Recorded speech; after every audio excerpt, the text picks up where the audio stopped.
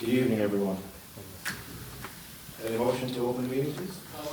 Second? Second. All in favor? Aye. Stand for the pledge.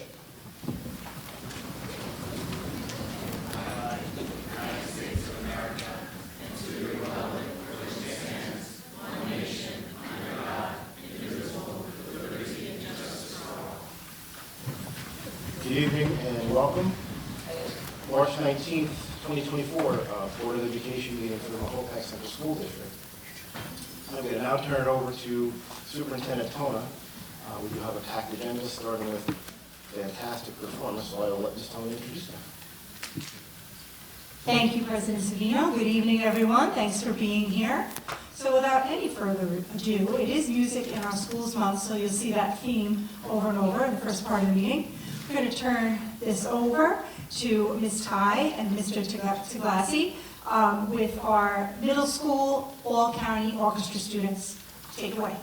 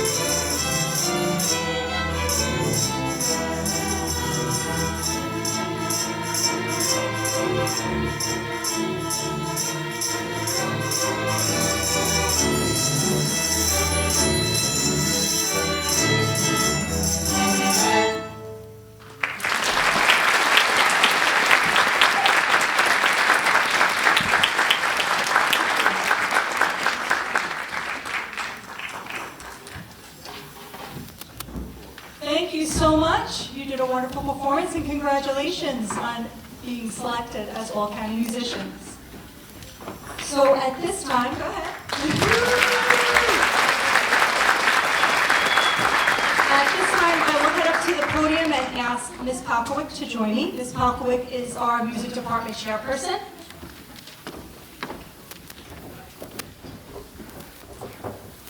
And once we have the screen on, we'll have the next portion of the program.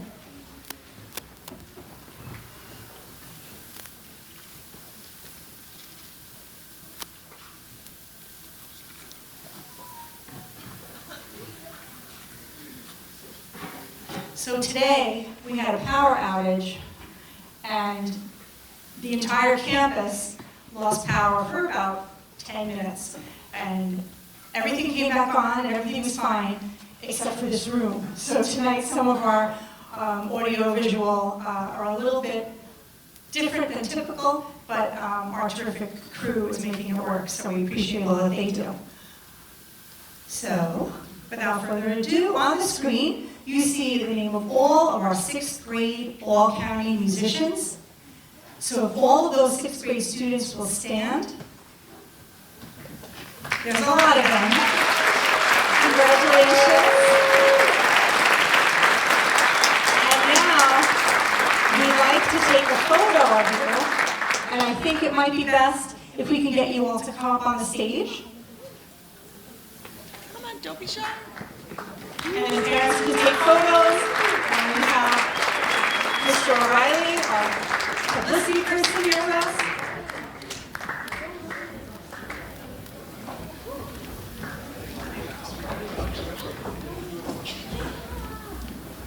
You can go onto the screen. So you can put those 2 chairs behind you. So that we don't see the chairs.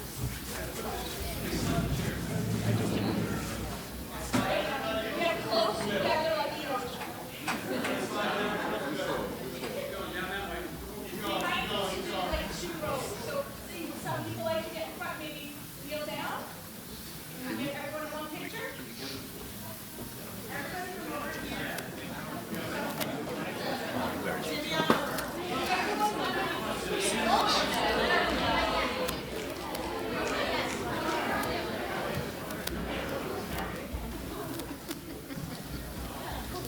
There you go. Our 6th grade all-county musicians. Congratulations.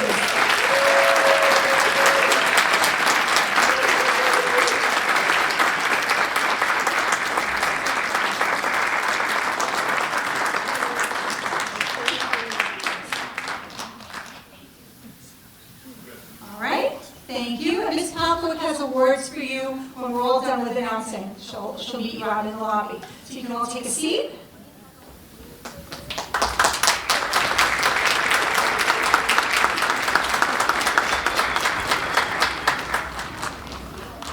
And now we have quite a few names for our 7th and 8th grade all-county musicians. So if those students would please stand. Congratulations. And let's see if you can arrange yourselves on stage under the screen, and we'll take your photo.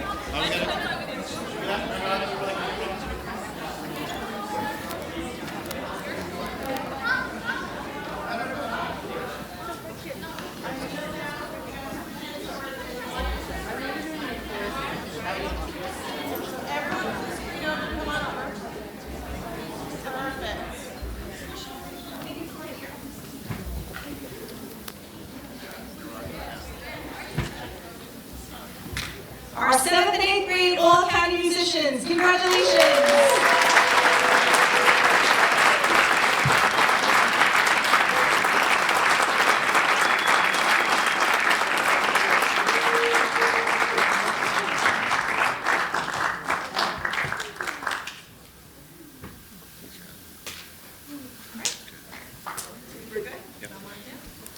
All right, come on down, find a seat.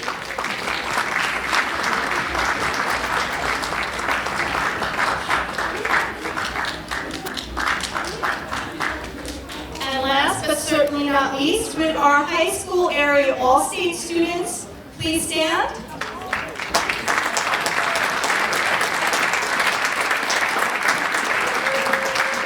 Keep standing until we have all the middle schoolers sit down so we can see you very clearly. So the high school students that are standing truly are the epitome of our music students here at Mahopac High School.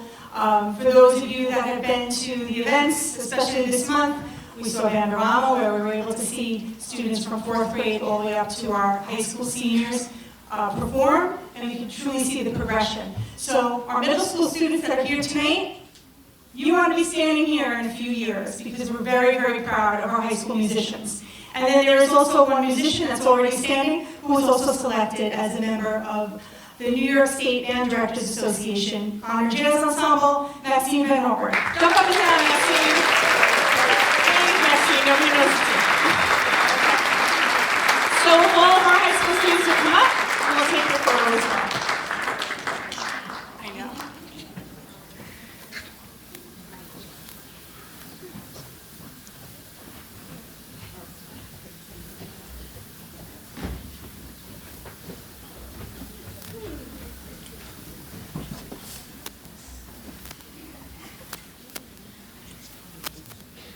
And this is what happens when you get to high school. You don't even have to tell them how to arrange themselves for a photo.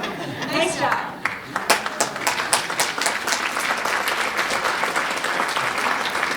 Congratulations to all of you. You truly make us very proud.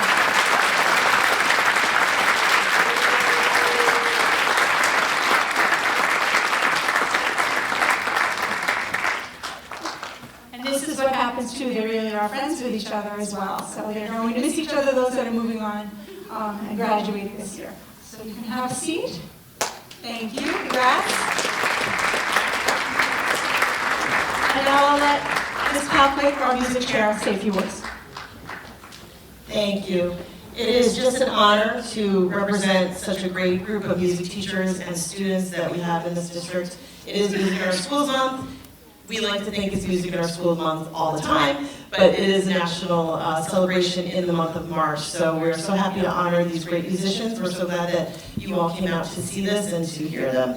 I do have a presentation for Superintendent. We have been recognized by NAM, which is the National Association of Music Merchants, as a best community for music education. And we have received this award several years. We're hoping to receive it again for 2024. They haven't put those results out yet, but we have a certificate for 2023. So, in the past 2 years of place for music education. Thank you, Ms. Palquick. Would the Board of Education like to take a photo with the award? Can you join us?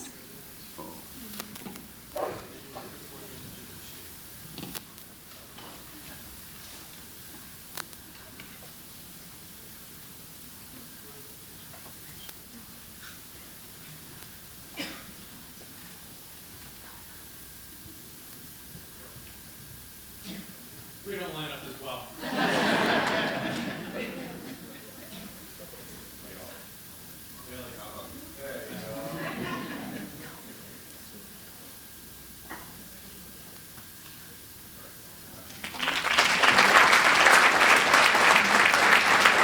And I just want to add that all of our music students would not be here without our fantastic music staff, our music educators. Thank you all those that are here and those that couldn't be here this evening. So, yes, we really do appreciate all that they do.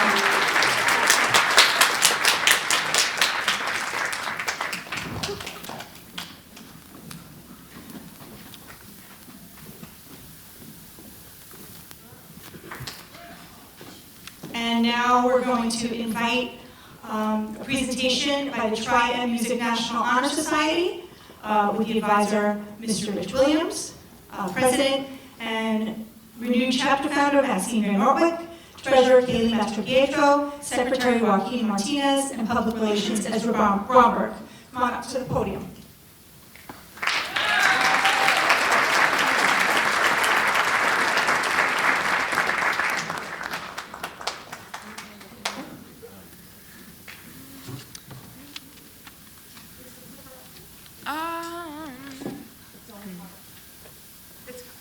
Okay, because I'm going to put the presentation here.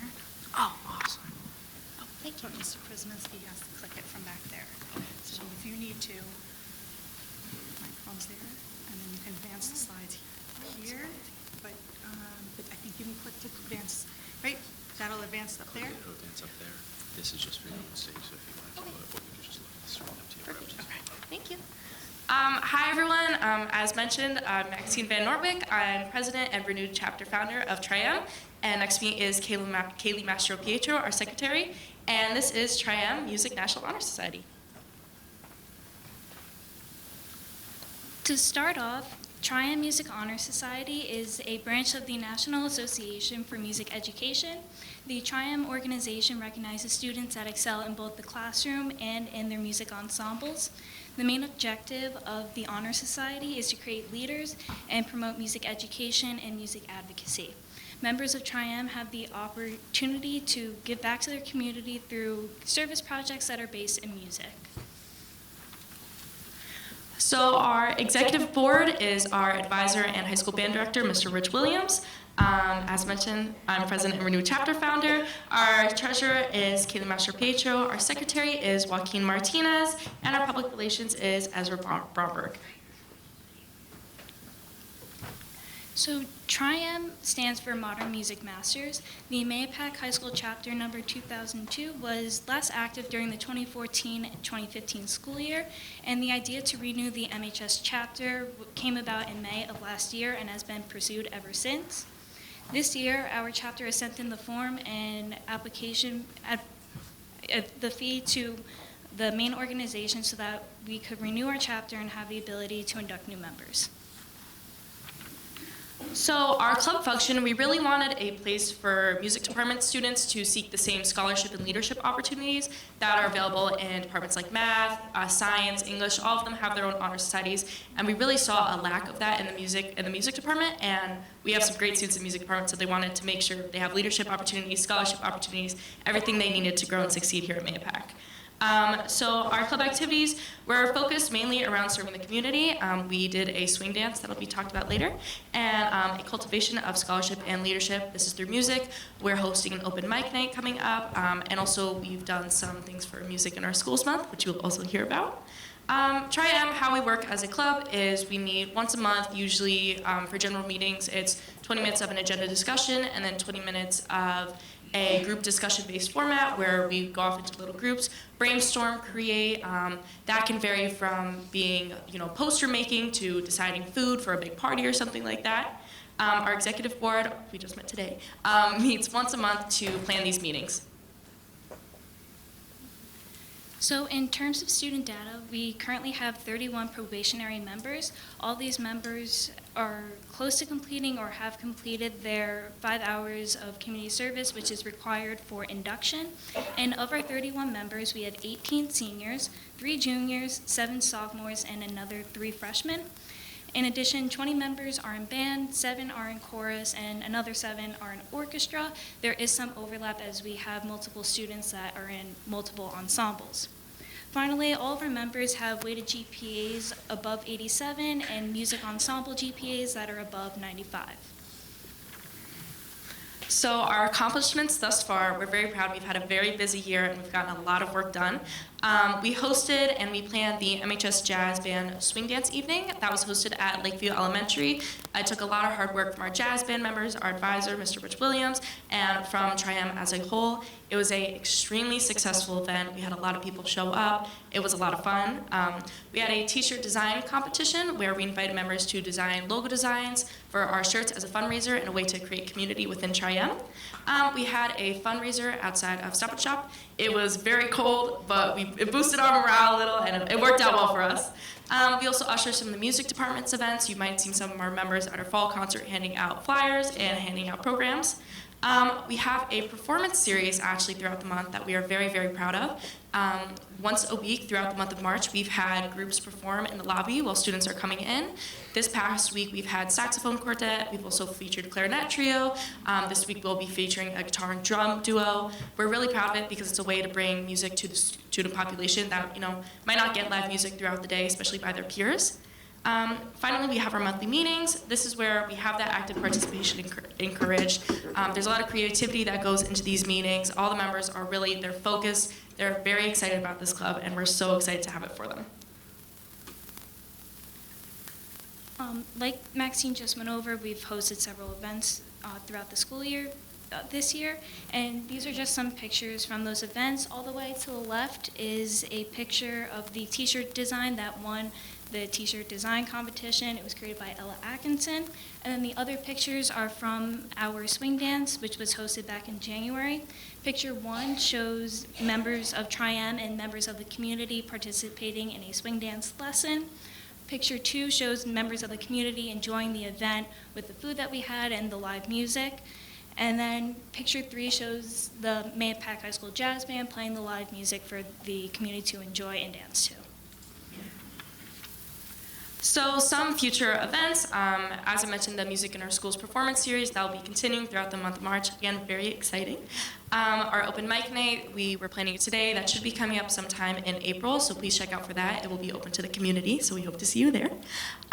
We will be assisting concerts and other music department events. And May 29th at the Mahopac High School Small Ensembles Concert will be our induction. So we invite all of you to join and celebrate our members who worked very, very hard this year. Thank you so much for having us. We really appreciate your time. Have a good night.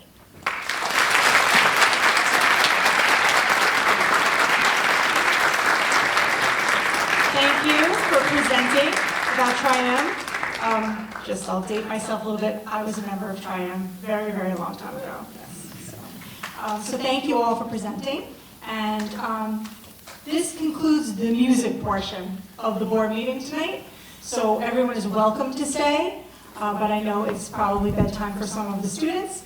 And Ms. Palkowick and the music teachers will have the certificates in the hallway. If you don't grab yours today, they'll be able to get it to you later this week. So congratulations to all of our student musicians.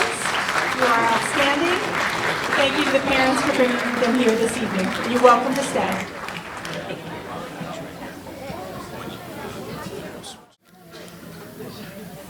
All right, now we have our next presentation from our Administrator for School Counseling, April Umich, on the Career and Technical Education Program. Thank you for joining us.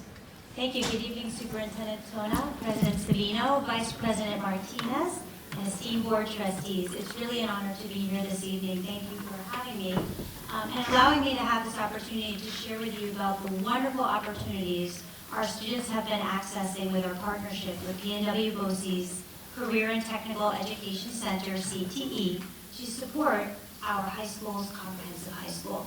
And tonight, I'm going to be sharing with you an overview of the program offerings, opportunities our students have been accessing, enrollment numbers, MHS over the past few years with some trends, application processes, and supports from our counseling department for our students. And tonight, I'm very excited, we also have 2 students here with us who are going to share their experiences in their current tech programs. I've also provided you a brochure for the 24-25 school year for all the CTE program offerings for your reference as you go forward. CTE really offers a wide array of programming within academies for students who want to develop new career skills. The programs are offered to 11th and 12th grade students. Programs can be 1 or 2 years for 2 or 4 hours each day. Students learn and gain experience in a trade that can lead to a career while also earning their high school diploma and with an opportunity for earning college credits in specific programs. And during the school day, our students can participate in 3 different sessions of tech to fit into their schedules, and we bus our students back and forth from the high school. Students graduate can attend a career and technical education certificate or earn a Regents diploma with a technical endorsement as well. Our students really can gain a competitive edge by enrolling in one of 50 career CTE courses in the areas of humanities and arts, business, engineering, health and human services, and natural and agricultural sciences. And students really experience a hands-on approach to learning. They work with teachers who are experts in their field, and they have an opportunity to gain skills and certifications actually within those programs as well. They also can participate in job shadowing and internship opportunities that are overseen by certified work-based learning coordinators. And BOCES collaborates with our district to complete career plans for all of their students as well. And you know, employers are really looking for students who have attended these CTE programs. And so while at Tech, not only are they building their skills, but they can earn academic credit as well. So our seniors, at their senior year, they can earn integrated academic credits in math and English, as well as college credits in some programs. The CDAS, the Career Development and Occupational Studies Credential, is also available and can be used as a pathway for graduation for students. So over the next couple of slides, I wanted to give you an opportunity to take a look at the different academies that CTE offers. And within those academies, you can see different courses that are listed under that academy where our students are enrolling. And some really noteworthy opportunities for our students, like in cosmetology, which is a 2-year program. At the end of the 2-year program, with the completion of 1,000 hours of class instruction, students can take the New York State Cosmetology Written Practical License exam. And just as something fun and a support to our community, the students also participate in Salon Fridays, and they actually provide hands-on cosmetic service to the community. In barbering, which is actually a 1-year program for seniors, training is provided in all the skills needed to take the barbering practical exam to obtain New York State licensing. These are great opportunities for our students. So in this slide, you will see the academies of Environmental Business Academy, Health Academy, and the Hospitality Academy. And under that certified nursing program, at the end of that 1-year program, students will sit for that New York State certification exam. In child development, it's in the 2nd year of the course, students will obtain an internship in a grade of their choice and work side by side in a classroom with a certified teacher. Under health, CPR certification is gained through the course, and with medical assistant, after completion of the 2nd year, students have the opportunity to sit for a national completion exam. Culinary arts also takes place at Tilly Foster Farm, if anybody's ever been there, in Brewster. And in law enforcement, there's also practice for civil service exams. Under Transportation Academy, you'll see that in those auto courses, students actually work on real cars with state-of-the-art electronic testing equipment and learn how to service and repair engines. The New Visions programs are highly competitive programs, and they're for seniors only. There's a multi-step application process, and an interview is required. There are GPA requirements, and college credits can be earned through those programs. And actually, new for the 24-25 school year is that New Vision Sports Medicine program, which is very exciting. English New Language learners are offered English immersion in all levels. GED and pre-GED, test prep, and the Tech Center is also a GED testing site as well. There are bilingual trade programs with bilingual teaching assistants to support students. And really the goal is for the students to move into a CT program with a national certification attached. One of the other special things that CT offers is work-based learning experiences and opportunities for students. And our students actually have opportunities to engage in internships and job shadowing. And usually after the student has completed their hours by the 2nd year program, they are eligible for these experiences in the 2nd half of the year. Certain programs also require them to do outside of the classroom work, and that also helps to qualify for that. But they build connections with employers, which supports references for job placements later on. CTE has a work-based learning coordinator that provides support and assistance for internships and job placements, and the coordinator also supports students with resume building and mock interviews so they can be prepared for that job placement interview. There's also a college and career network, which has a job board where students create profiles that allows them to access companies all throughout the U.S. for job opportunities. And every year, CTE holds a regional unions event where students can meet with representatives from different unions. And this year, this is taking place on April 17th. Our students also can participate in organizations such as the National Technical Honor Society and Skills USA, if they qualify. And this really does round out the Tech Center experience for our students. The Honor Society honors top students' achievement and leadership in CTE. There's an application process, and it's only for 2nd year students or 1st year seniors in a 4-hour program. Skills USA is a partnership of students, teachers, and industry working together. Students participate in community service, and they build leadership skills. and they have an opportunity to attend competitions at the regional and national level and show off their knowledge and skills in their program areas. And this year, 3 Mahopac students attended Skills USA competition in Ulster County BOCES, and 1 Mahopac student, Matthew Moretta, was a first place winner in his academy film production. There is an application process for students that are interested in attending CTE programming. It's through a portal through BOCES, and it's an online portal with strict deadlines. And their MHS counselor completes a counselor assessment form to support that portion of the application once the student applies. There are some interviews for select programs, and some tend to be very competitive as space can be limited. I wanted to show you our enrollments over the past 4 years for Mahopac students at CTE.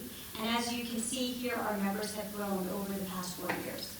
We have a number of students that are accessing multiple programs at CTE and really thriving in those programs as well. And in this chart, I created a graph where you can see the top 20 most popular programs our students have been enrolled in over the past 4 years. And the trends that we're seeing for programs that our students are enrolling in are auto mechanics, the L immersion programs, child development and education, medical assistant, microcomputer tech, and HVAC.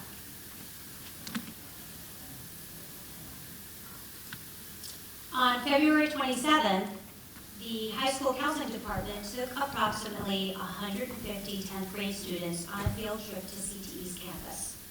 Students had an opportunity to take a full tour of all CTE programs offered, as well as specialized academy tours. They had an opportunity to engage and interact with instructors in different courses and programs, and in some cases connect with students already and currently enrolled in the course.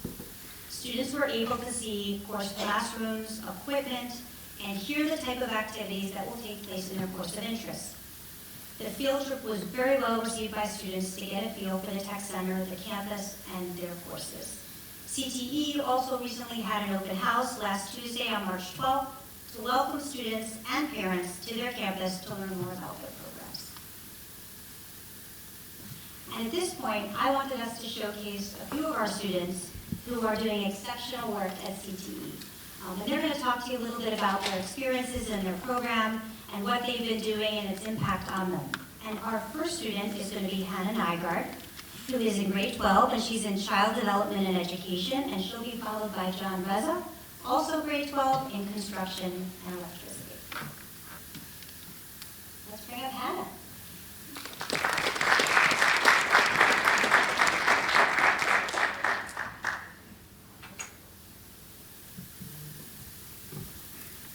Okay, so I'm Hannah, as you heard, and I am in child development education. Overall, I started teaching just because when I was in 3rd grade, my 3rd grade teacher just really inspired me to become her and to have that comfortable environment. So ever since then, I've just been continuously trying to get into teaching, and my BOCES experience has really continued that overall. So my first year, it is a 2-year program. My first year we have a preschool where we get to engage in hands-on experience with the kids. We are all assigned a preschooler that we get to work with. This year we did have to double up because there were so many kids that wanted to become teachers. But we work directly with the students, working on arts and crafts work, learning how to be a lead teacher, storytelling, just really engulfing ourselves in the experience and what it is like to be a teacher. And when we're not in session with preschool, we are learning how children develop intellectually, physically, emotionally, socially. This is needed because when in the preschool, we need to know how they learn, like parallel play, when they're playing next to each other, and understanding how they work. And also when we're not in session with the preschool, we're learning how to make lesson plans, which will develop working in the preschool, but then also in our internship for our 2nd year. But on the screen right here, I have some themes of the week that we use in our preschool. As you can see, we have the letter H, some shapes, the number, and that just helps us create a lesson plan for the kids so they're really engaged. And we also have artwork around the classroom that really makes a connection with the kids. And as you can see, that is where we read stories to our kids and get to play with them and really involve ourselves. They just doubled, but that's okay. So you can see there's me working with children, one of the preschoolers working on arts and crafts, working on fine motor skills, gross motor skills, that just really support the kids. And then in my second year, we go into an internship at a nearby elementary school. I'm currently located at Lakeview Elementary with my old second grade teacher. And it really gets hands-on experience in the field, making sure that this is what you want to do for the rest of your life. Teaching is very important, and I'm really excited to get into the field. And for the classroom, we can make lesson plans and we get to work with the kids that really assure us in the field. And then it also allows us to see how a classroom runs, what we have to do in different situations, how to deal with kids. And when we're not in our internship, we're learning about diversity, disabilities, and classroom management, which are all needed when you go into this. And also how to create anchor charts. So thank you so much for allowing me to speak today, and I hope you enjoy.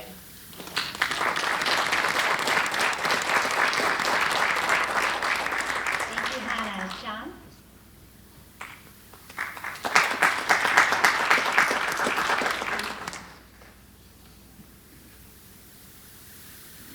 Good evening.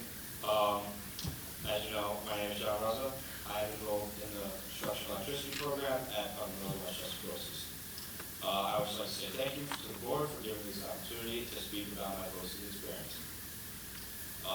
When I was younger, I realized that the traditional bell-to-bell school day was not for me. As I tried to focus, all I could think about was going home and be able to tinker with one of my machines. When I found out that Mayapack had offered BOCES for juniors and seniors, I couldn't wait to sign up. Being the hands-on learner that I am, the ability to expand my knowledge and trade skills at BOCES seemed like the best option for me. As soon as I could, I sought out my guidance counselor and enrolled myself in the electrical program. It continues to be the best decision I've made in my academic career so far. My teacher, Mr. Marino, has given me the best BOCES experience I could ask for. He treats my classmates and I like his own apprentices on a job site, which really helps us all get a feel of what trades are like in the real world. All of my classmates have built relationships with each other because of his ability to joke around while still working and learning in the process. It keeps the class fun and engaging while still fostering an environment where we can learn and what we need to learn. BOCES has taught me skills that I've always wanted to learn, like reading blueprints, running wire, and installing lights and outlets, while emulating real-world working experiences. The benefits that I've been able to come out of BOCES are I was able to attend a construction career day at Rockland Community College, and I was able to attend the yearly electricians meeting held at Potter County Golf Course for all Westchester County electricians. Gave me the opportunity to reveal myself and my skills to master electricians who I could hope work for in my future. I wouldn't have had this chance if it weren't for Mr. Marino and B&W BOCES program. Through BOCES, I have found my true passion. For those students who find themselves staring at the clock all day with no real attachment to a structured academic school day and interested in learning hands-on trade experience, I highly recommend exploring the multitude of programs that B&W BOCES has to offer. The extensive amount of programs that BOCES offers allow students to find their interests and better shape their futures. Thank you for your time. Here's some of the work that I've worked on at BOCES. So the top left, the wooden wall is my first circuit. I cut in outlets and lights, and I made it all work. So there is power that goes to the tables, and we're able to plug them in. And my teacher made it so that if the outlet didn't work, everybody knew. He made it so it would ring a bell, and then you would have to buy everybody ice cream when they went. So thankfully, I never took a circuit, but there have been people who have. The second year, we went to metal walls, focusing on construction and like more commercial work, like buildings and like car buildings. So we did use different cable, and it was a lot harder and thicker. So, and for the second quarter, and now going into and in the third quarter, we started our services. So me and my friend Connor, we are doing a 200 amp service, and that's on the bottom left, and then we finish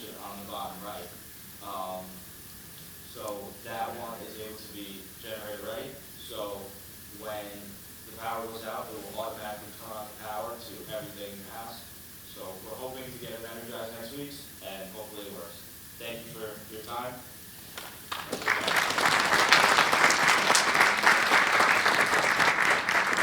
I just want to say thank you to Hannah and John. They've just been a true inspiration, and we couldn't be more proud of them and the work that they've been doing, and it's so exciting to see what will happen next in their future. So thank you, John and Hannah, for being here tonight and sharing your experiences. Thank you for coming up to the podium and speaking and making it completely and totally relatable. Thank you for coming up and making it completely and totally relatable to your experience, to both of you, as an inspiration to students that hopefully are watching the telecast. And I encourage you to speak the same amongst the school, because I can guarantee you there are kids for both of you that will completely and totally relate and hopefully buy into it and continue down the same path you had, because it's fantastic to see the work that you're doing. Thank you. Thank you. We just want to thank the Board of Ed and the Mahopac community for these experiences for our students, because they are making the most of them. And these are only 2 students here today to share that, but there are many more, as you know, and each day they come back with wonderful, wonderful experiences and thoughts that we can share and move from. So thank you again. Good night.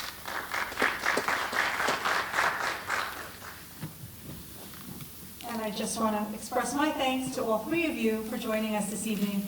And Hannah and John, it was clear, not only are you thriving in your career and technical education, but the skills that you have to be able to present so well to all of us here. And then thinking back to our students that presented about Tri-M tonight, it really is a testament to everything that our school district offers and how strong our students are when they leave us, and how they are very, very capable. For them to be able to come up to a podium and speak so freely and eloquently, we're really proud of you, and you do truly represent all of Mahopac High School. Thank you.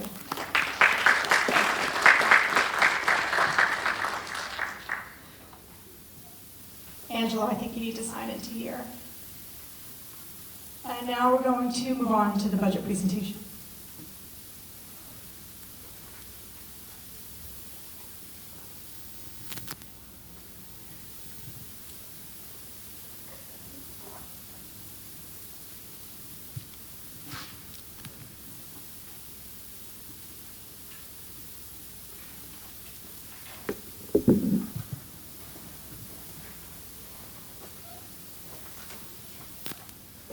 All right, so tonight we're up to our 3rd budget presentation, and we have some of our department presentations again this evening, as we had some of them in our 2nd presentation. So the next slide, actually I have a clicker. Here is our budget development process, so you can see we're here in March, and we're going to have presentations this evening from transportation, safety and security, special education, and curriculum and instruction. And here you can see the budget priorities for this for looking at our budget for the 24-25 school year. And at the bottom, our new vision statement that the Mahopac Central School District strives to become schools of excellence that produce exceptional members of society, as evidenced this evening. And at this time, I would like to invite Lena Volpe, our Supervisor of Transportation, to the podium.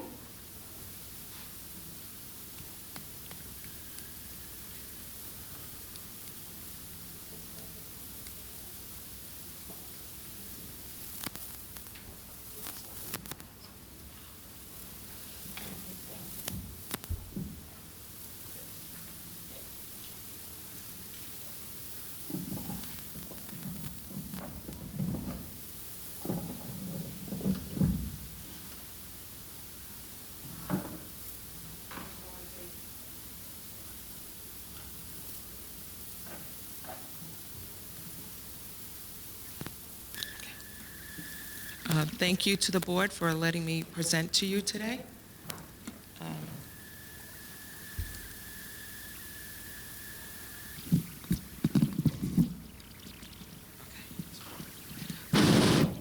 Okay, you can hear me now? I just want to say thank you to the board for letting me present today. Just want to thank everyone to the community for letting us purchase some buses from this picture right here is one of the new buses. As you can see, it's very illuminated. The school bus sign is really bright at night, which is great. Hopefully that would help some of the motorists that pass our stop signs can view the bus approaching the stop. So we're going to go with the highlights. The district maintains a fleet of 100 vehicles. Last year, our school bus fleet traveled almost 1,700,000 miles serving the needs of the students. 107 field trips during the 23-24 school year to date we've had. There are plenty more to come. We have 600 requests for alternate stops. That's daycare and work passes. As some of you parents know, we fill out whether it's home or daycare stops. There's a form that would need to be filled out, and it's on our website.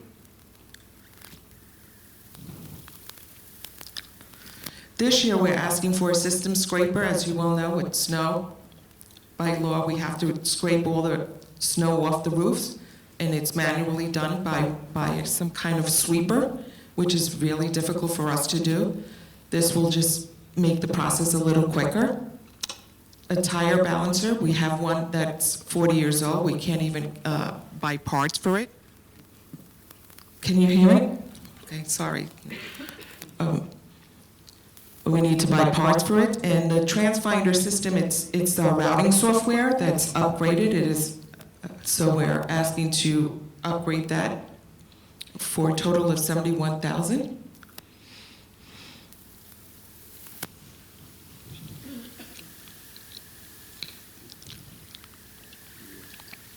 This is the age comparison to our fleet.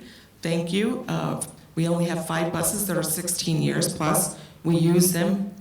You use them till we finally can't use them anymore. But we have 47 buses that are 1 through 5 years, which is what we would like to continue. And this just shows the comparison of how many years we have on our buses.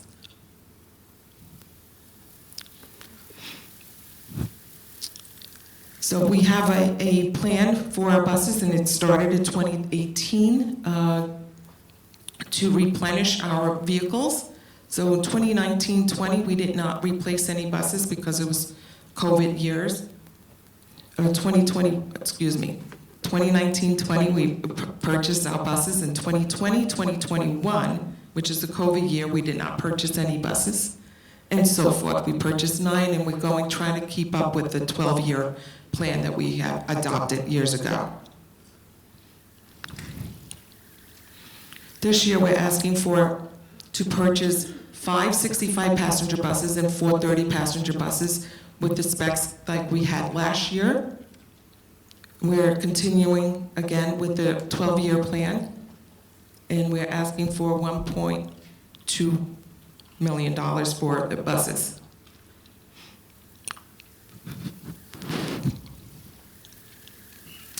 This is the budget that we're presenting. There's a decrease on our budget because last year we had asked for a lift. So that's where you see the decrease.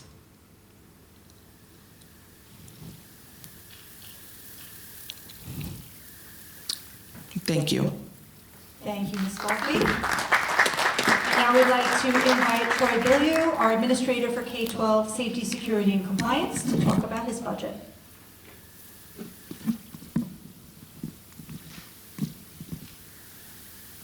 Good evening. So it's been a great year at MAPAC as we look to improve the upgrades throughout the district when it comes to safety. One of the big projects that we had this past year was looking at our exterior doors and upgrading them with swipe mechanisms so that the staff would have IDs like I'm wearing here today. They'd be able to come to the door and swipe in during the times that they're given permission to do so. And so those swipe mechanisms are all live in all of our buildings, and we're currently in the process of installing and programming our door ajar system. And what that'll do is it'll set a time that the door can be opened, and if it's opened after that period of time, say 30 seconds, it'll send an alert to the administrators, SRO, SPO, and things of that nature. So a great upgrade in our school buildings throughout the district. We also have new PA systems throughout the building. These serve as a lockdown mechanism as well, so when the building goes into a lockdown, not only does it show a message on it, not only is there a voice, but there's also lights that will flicker, allowing us to go into a lockdown. You'll also see that throughout the district we have a blue light system that's being placed on the outside. Once it is installed, we will teach the community as well as our students and staff what to do if you approach a building and the blue lights are flashing. If the blue lights are flashing, you're to leave the campus because there's an incident within the building.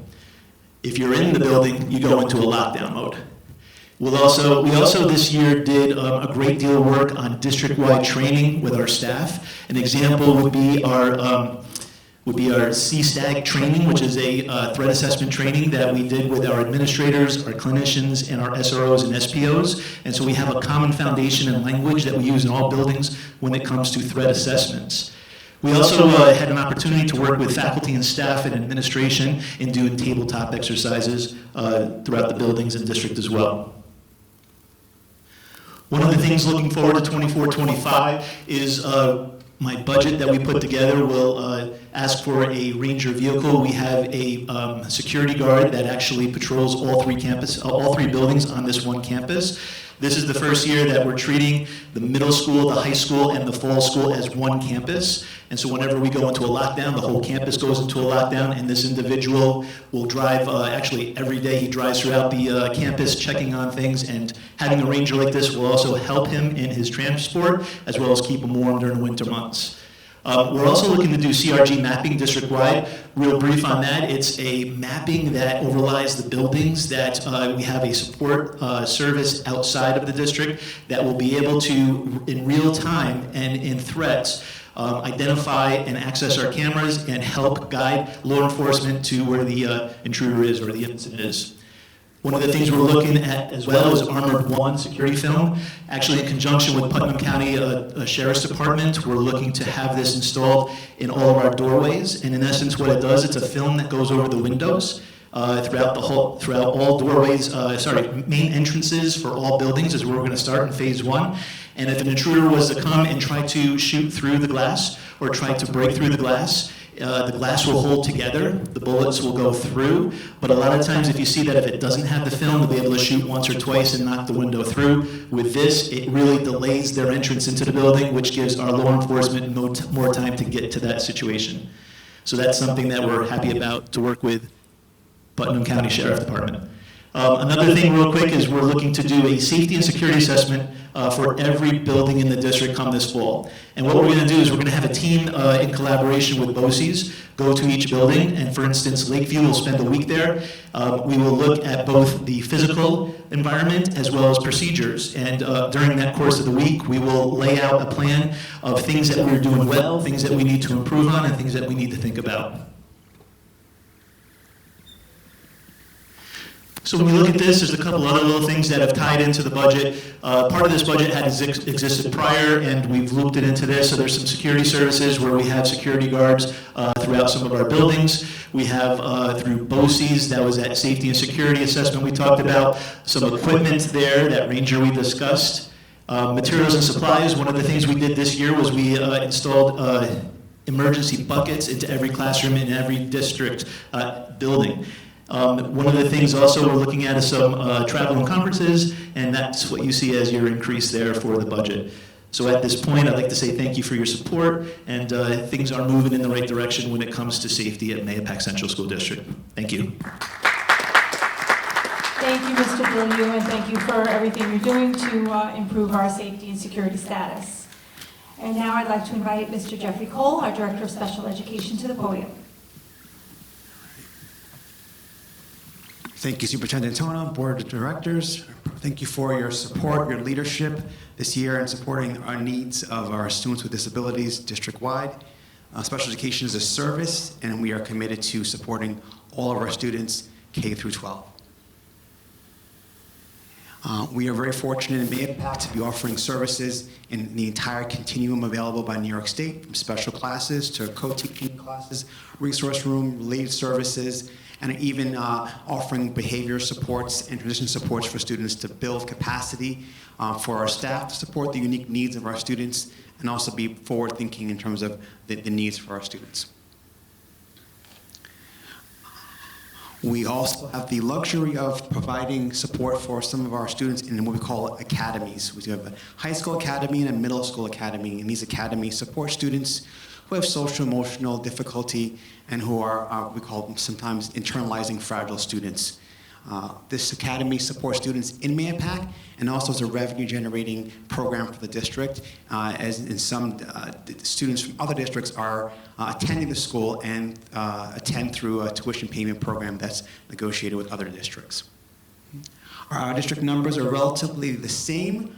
We are seeing some students who are moving into the district, which is increasing our tuition rates and tuition amounts, which we'll talk about later on in the budget presentation. Some highlights for this year: our leadership team is complete, and it's been crucial to helping us meet the needs of our students K through 12.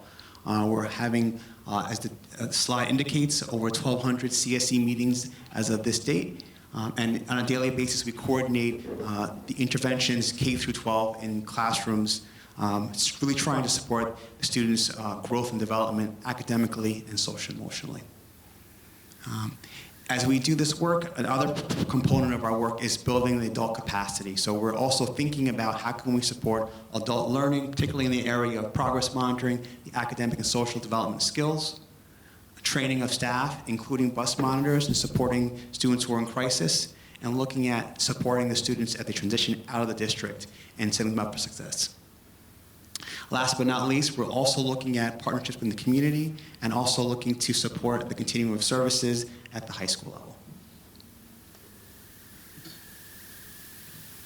So budget requests. So for next year, we are projecting an increase in special class students requiring an intensive level of support, and we are looking to open up a brand new special class at the high school level. And reviewing and actively reviewing the needs of our students K through 12, we're also noticing that there's an increased need for occupational therapy for our students, speech, and physical therapy. We're trying to be proactive about it and have these positions added on so we can reduce some of our contractual costs, be strategic, so to have this staff members in MAPAC, familiar with MAPAC services and teachers and staff, so we can address the needs but also be proactive in terms of building capacity of the school district as a whole. Last but not least, we're also looking to add a school psychologist to the high school academy. As I mentioned before, we have developed a very good reputation in the region for supporting students with social and emotional needs, and I'm receiving a lot of requests from other districts to have students from other places come here. In order to meet that demand, we would need an additional psychologist to be staffed at the high school academy. So what does this mean? For the most part, our budget is remaining the same. As I mentioned earlier, we do have an increase of students who have moved into the district who are requiring specialized and intensive levels of support. And looking at the budget, I'm expecting an increase to address their needs in terms of placement. So there is a significant increase in terms of tuition costs, but it is based upon the students who've moved in or students who require that specialized support. I'd like to now turn it over to Dr. Lawrence. Thank you, Mr. Cole. And Dr. Lawrence will present the curriculum and instruction budget. Okay. Good evening, everybody. Thank you, Board, for giving me the opportunity to update you and go through some of the requests that we have for the upcoming budget. You're going to see three slides from me. First, we're going to go through some of the highlights from last year's budget and how they played out through this school year. As a result of last year's budget, we implemented and are implementing a second literacy coach. In years prior, we had one literacy coach working with our elementary schools. to roll out our balanced literacy program. K-5 this year, we added a second one, so it's broken down to K2 and 3-5. Our kindergarten has successfully put in place the ESGI progress monitoring system for pre-literacy for our kindergarten class with great results. In addition to that, as you heard me speak about a couple of different times in regards to the science of reading, we've implemented the Hegarty Phonemic Awareness Program in kindergarten as well, again with excellent results and praise from our teachers and participation from our students. We have the successful restructure of our educational technology team, the STEAM team, the MIST team. Now every single one of our elementary schools has access to a STEAM teacher who has done a fabulous job integrating STEAM technology, STEAM ideas into our everyday curriculum. We've had another successful year at the high school with the continued growth of the Project Lead the Way engineering program. This year alone, we saw an increase in enrollment of over 30 students in 1 year. So the interest level in that program is growing by leaps and bounds. In addition to that, we're in our 4th year, I believe, at the high school for the Project Risk Taker cohort. In every year prior, we had one section of that cohort. It's a very demanding cohort and grouping of classes. But this year, when the high school had its interest meeting, we had over 50 students respond to the interest email, almost doubling the numbers of students who are interested. So we're very, very proud that we're offering programming that students are interested at. We've had some restructuring in the school counseling program, which has resulted just in 1 year in great gains. We've seen a great increase in communication in terms of all the great work our school counseling program has been doing. We've produced our very first newsletter for school counseling, headed up by our very own Ms. Umich, who gave a presentation earlier. And the beginnings of the rollout of the College Counseling Center at the high school, specifically speaking, having a really centralized location for our college programs where admissions officers from various colleges come and visit the high school. We found that in years prior, it was held up in the library, which can be somewhat out of the way. Having it on the main floor in the counseling suite, it's really increased the traffic and really has given great accolades from all those admissions officers who have visited us.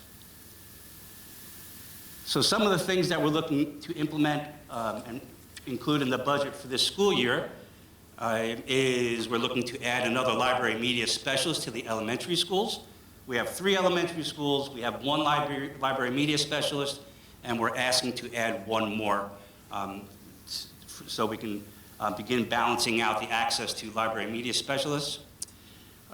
In the district, in years prior, our students have taken what's called the STAR assessment for benchmarking and progress monitoring with various reports in terms of ease in understanding the reports that are yielded, questions about rigor.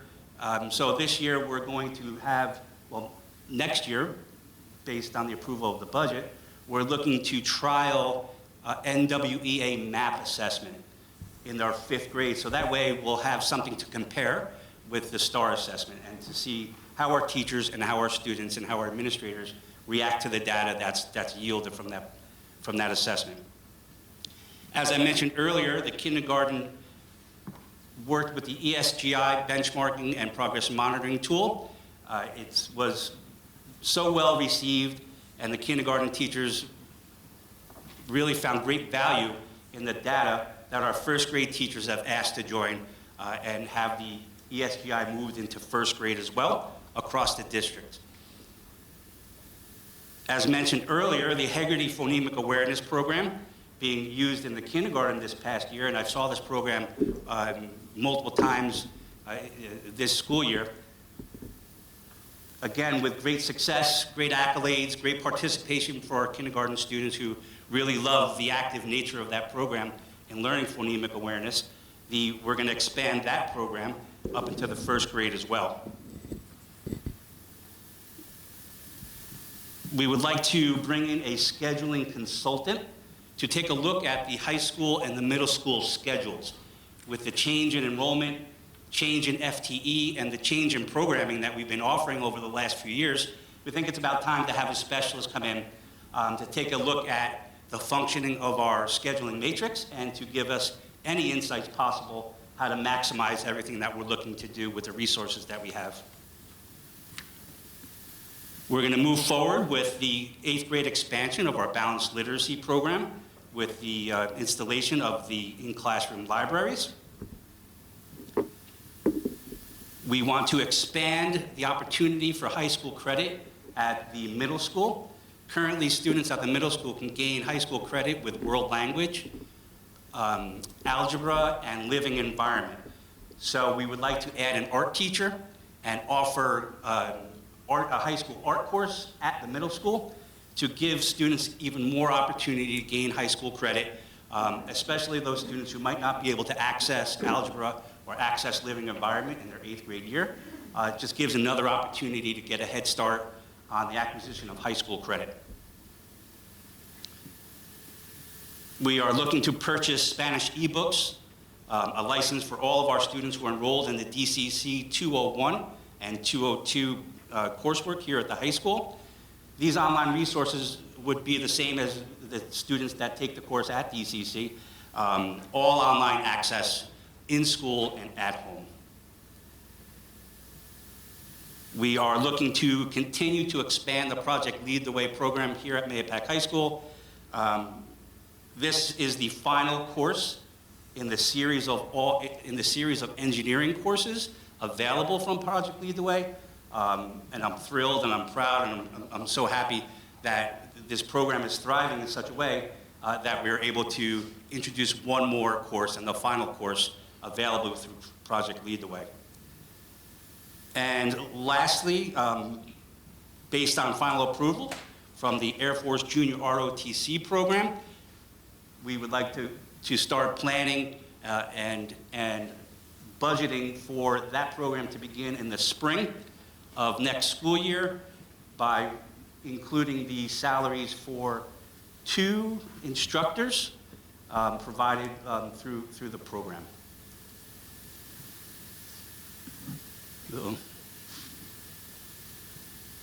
There we go. And finally, the budget to budget.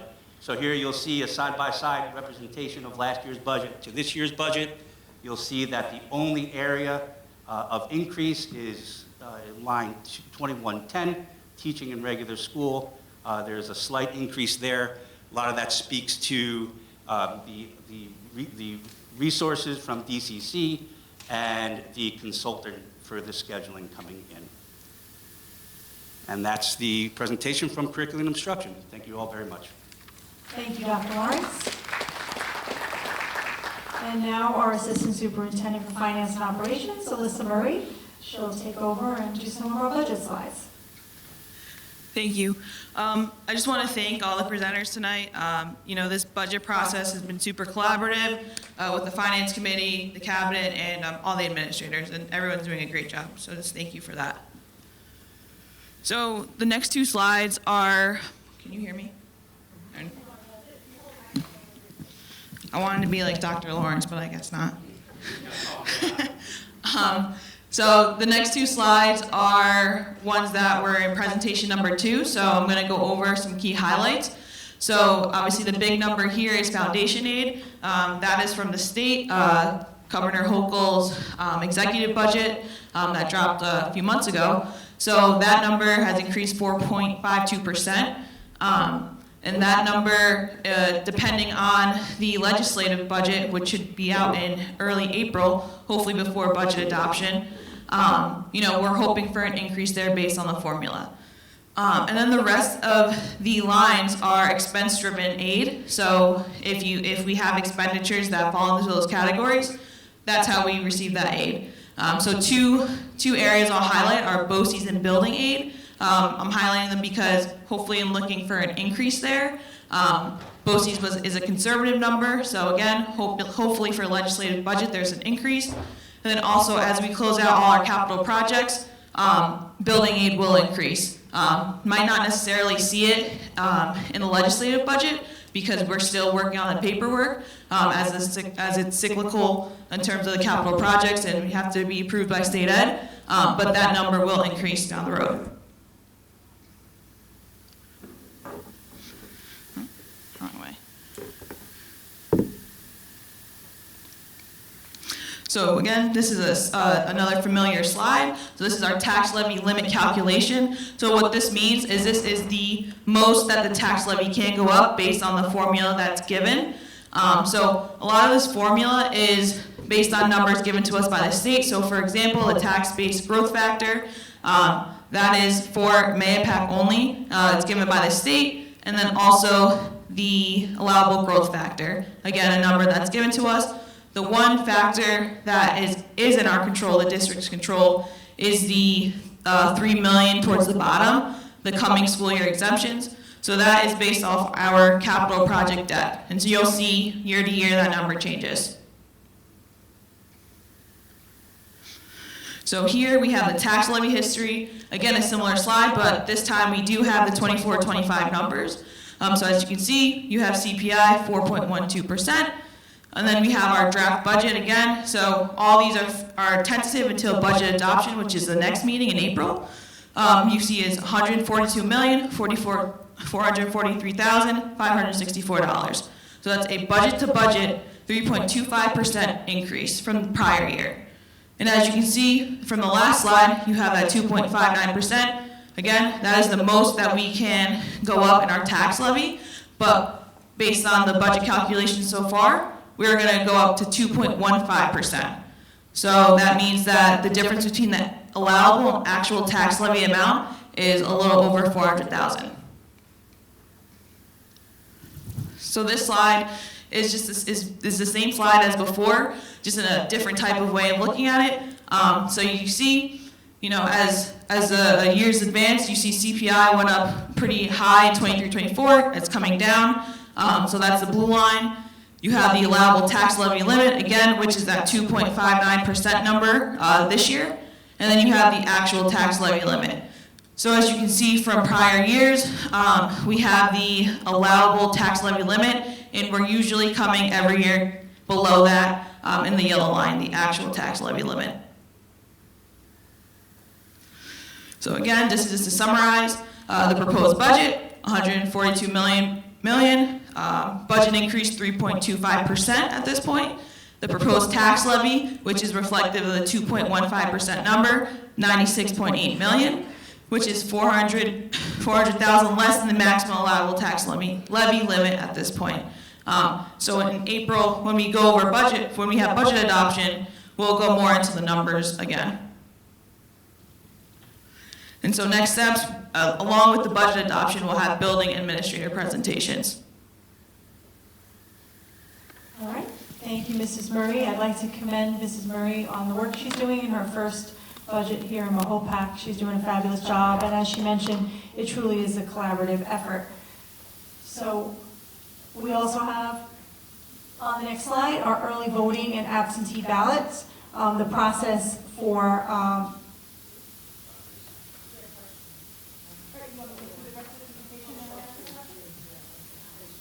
okay. So you can see here the process for early voting and absentee ballots. So if you have any questions, contact Melody LaRocca or our district clerk. All of the information is on her website, on the district website, on her page. And if you advance it to the nominating petitions, so you can see we have 3 seats open for Board of Education. So if anyone is interested, petitions are currently available.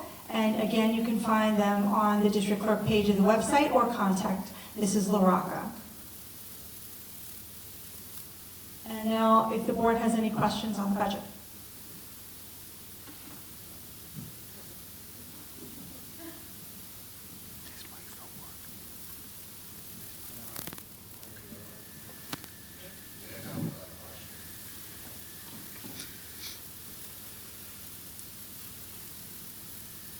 Good evening, everyone.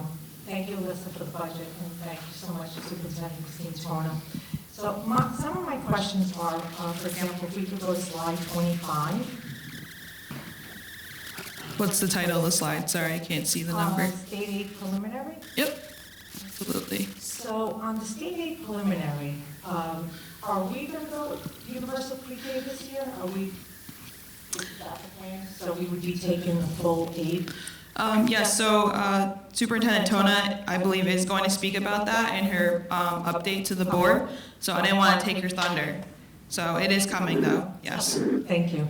So the other question is, so the number that we have represented here, the $39,613,480, is the aid that we have listed here. But actually last year, when our budget went through, that the voters actually went out to vote for, we anticipated $37,076,643. So we actually got an extra $2,536,837. So that's a number that I want to make sure the community understands. We did get extra aid, which you talked about. Sometimes we do. So I just want to understand how we use that extra $2,536,837 in this year's budget. Is that something we could talk about? Sure. So that $2 million from, so she's referring to that left column right there for 23-24 current year. So that aid, because we have different revenue categories that we'll go into in the next presentation in April. But, there are some times where we, under forecast the aid, so that helps neutralize that aid. That's one piece of it. Another piece of it is that based on where our expenditures are at the end of the year, and when we have our external audit, which we're required to by state annually, we have to decide where that excess fund balance is going to go. So again, in the next presentation, you'll see that we have reserves as a school district that we fund based on that fund balance that is created, like as things of this nature, where we had an increase in state aid last year. So, for example, on your next slide, slide number 26, the tax levy limit calculation, it looks like difference in dollars is $22,453,088. So that number is almost close to the additional state aid we received last year. So I'm hoping that us as a board can consider that and helping our community with this year's tax levy.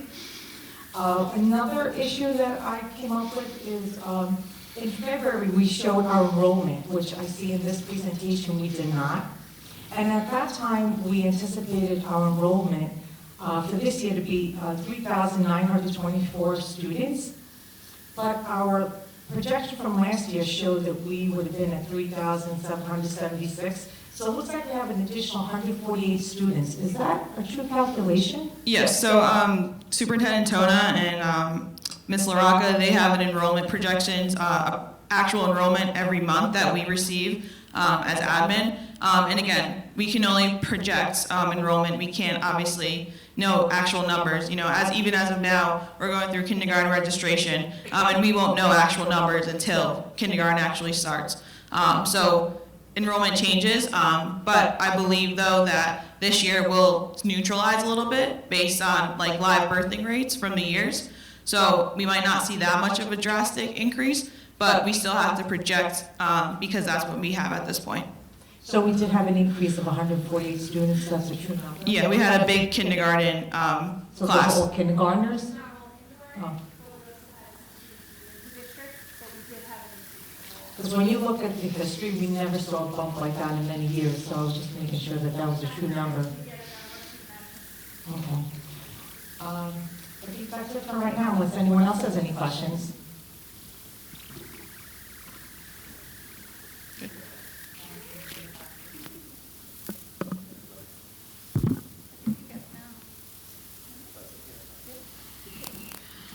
Thank you very much to all the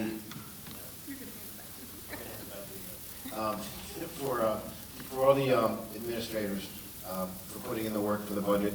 It's a grueling process. We're still reviewing it, and hopefully we can get everything worked out in our next presentation and answer any questions that people may have. Moving on, we have comments on agenda items. Marie Frankel. Marie Frankel. come up to the podium, please.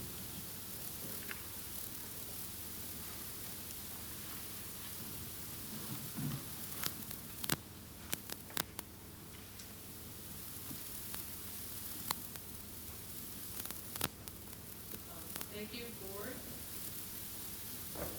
I want to thank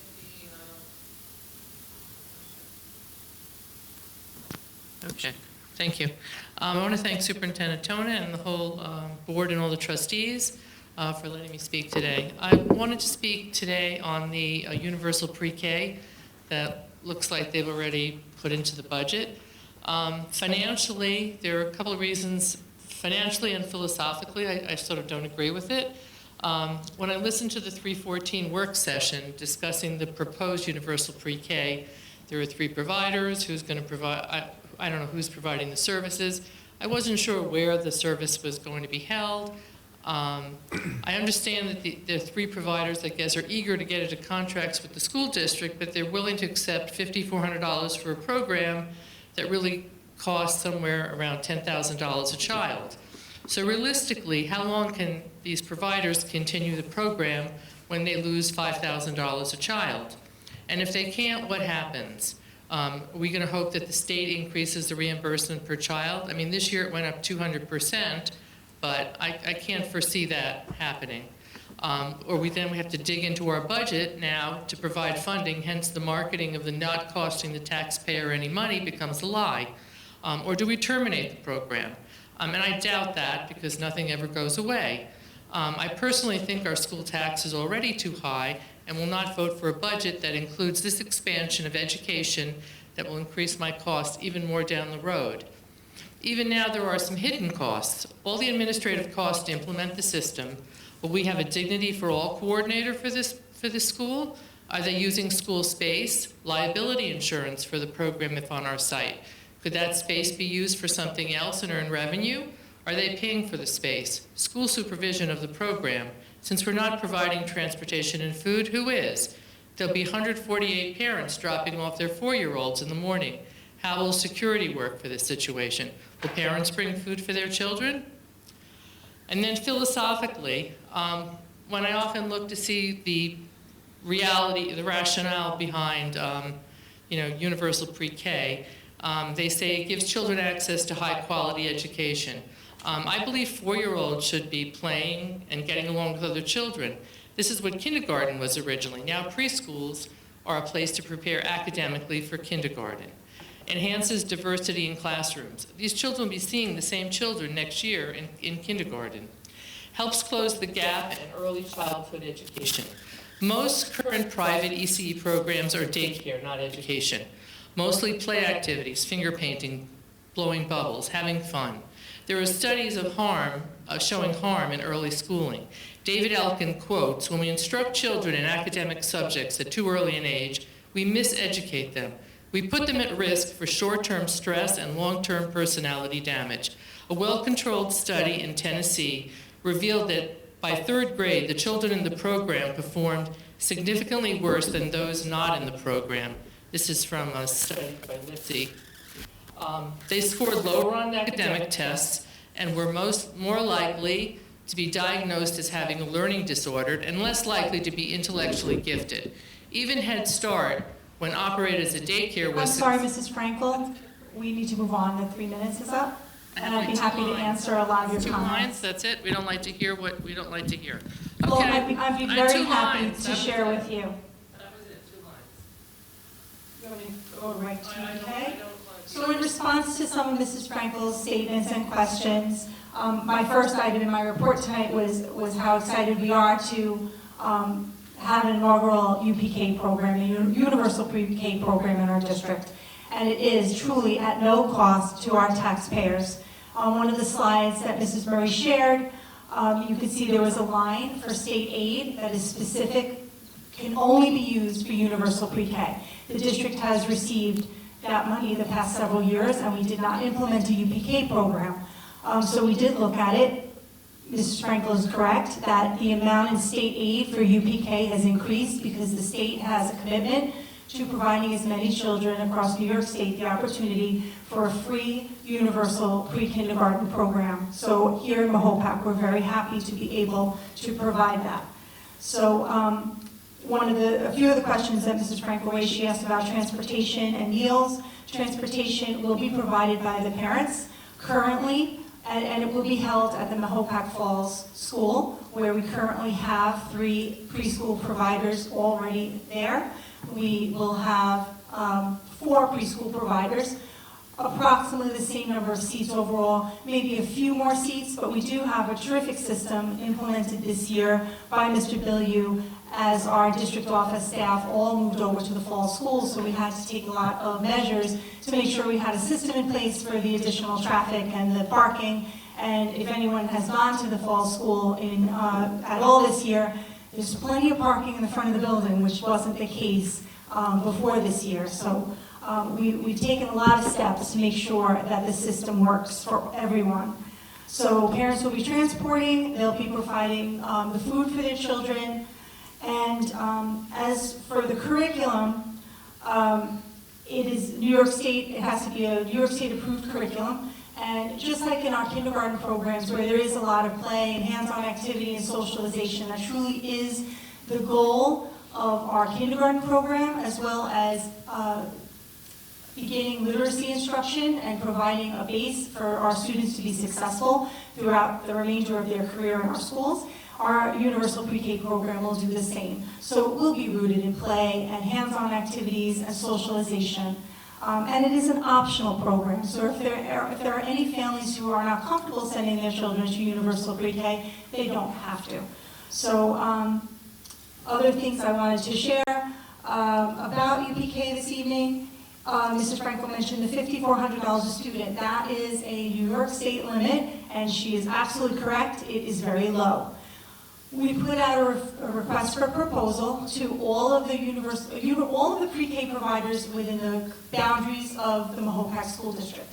There were 6 providers that were interested in providing UPK. There was a process to identify which ones fit the criteria that we presented.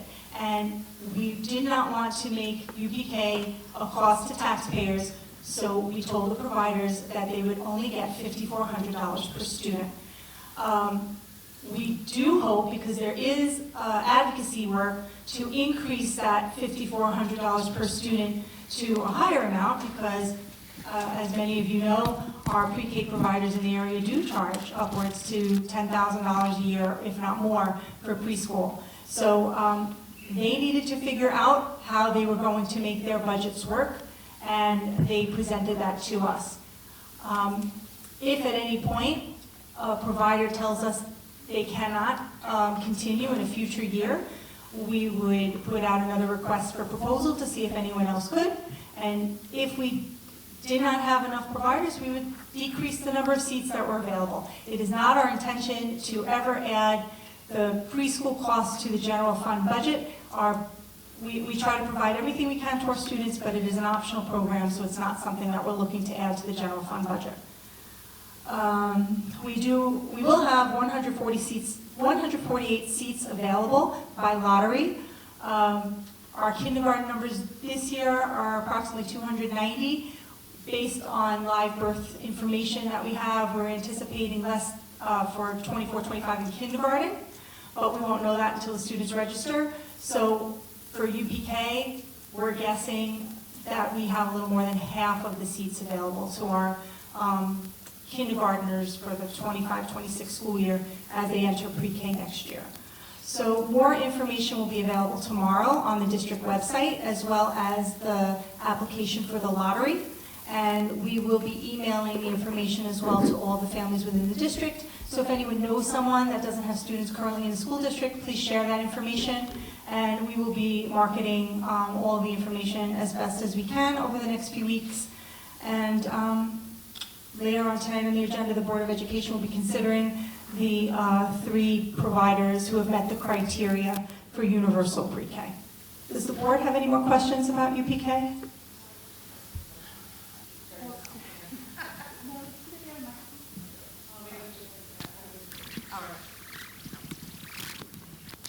I got to turn this on.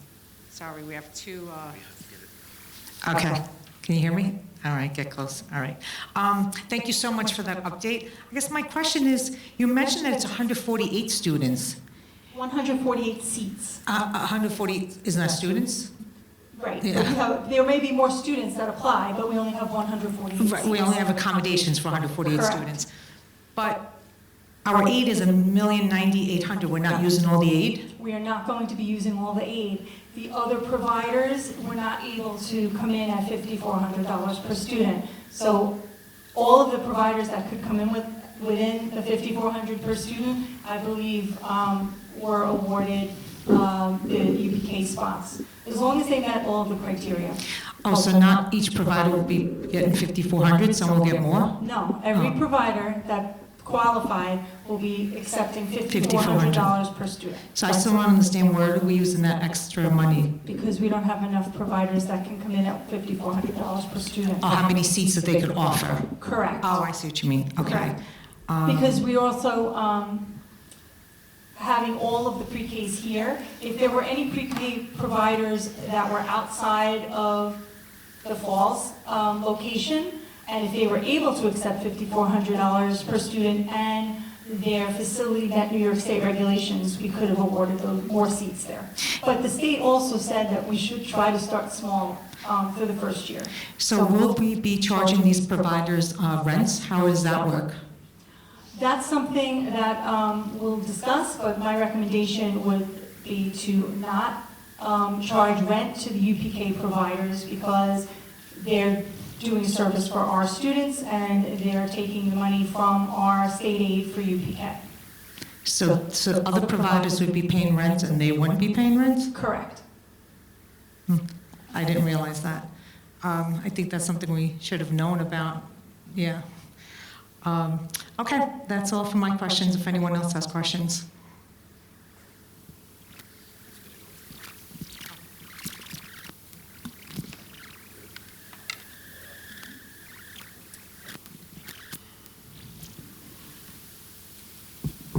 So we have one more comment on agenda item from Kate Valentine.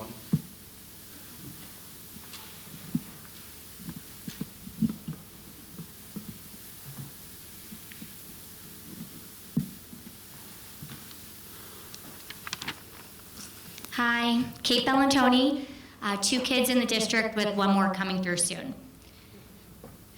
Last week at the St. Patrick's Day Parade, I couldn't help but think the worst as I marched with my daughter and kept her close by my side in case of emergency. As I picked up my daughter from after-school activities last Thursday, I again couldn't help but wonder the worst as the doors were being held open by parents with no one vetting who was going in and out. Some may call it anxiety. I call it the world we now live in. Although I still think we have a way to go, I'm really, really happy to see that the security budget is finally increasing. The only thing that I ask is that in the work session, Mr. Bilyeu stated that some of the projects would take a few years to roll out to all buildings as to watch costs. When you look at every other department's presentations, there's some fluff, a lot of wants versus needs that will most likely be approved. So I ask that when security is involved, we don't measure it in dollars and cents. I don't think any parent in here would be upset to see a major increase in the budget when it comes to security. Take the wants from other departments and put it towards keeping our kids safe. Secondly, I watched the last Carmel School Board meeting, and the finger pointing was out of control. I want to thank Ms. Masafra and a few other board members who continuously ask questions on the administration's budget proposals.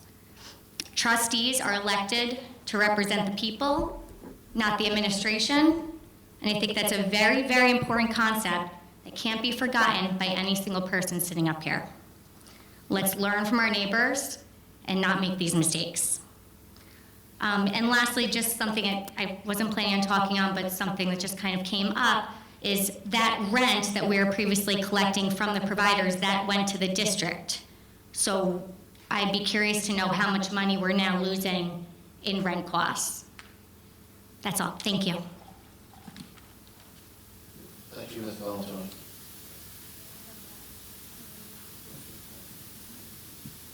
Ms. Walker, is anyone else on for a comment on that? Okay, moving on. We're going to move on to the superintendent's report. Ms. Tone. Thank you. So to continue with what I started talking about before about pre-K, I just want to mention that, as you heard this evening, March is Music in Our Schools Month, where we recognize many of our student musicians tonight. Next month, we will be recognizing our winter student athletes who have earned a variety of honors during their winter season. And spring athletics has begun, so we wish all of our athletes and teams a terrific season. So I'd like to congratulate our middle school students. They had an outstanding production of Newsies Junior this past weekend. And I'm constantly impressed by our students' talent and the dedication of our staff in cultivating that talent.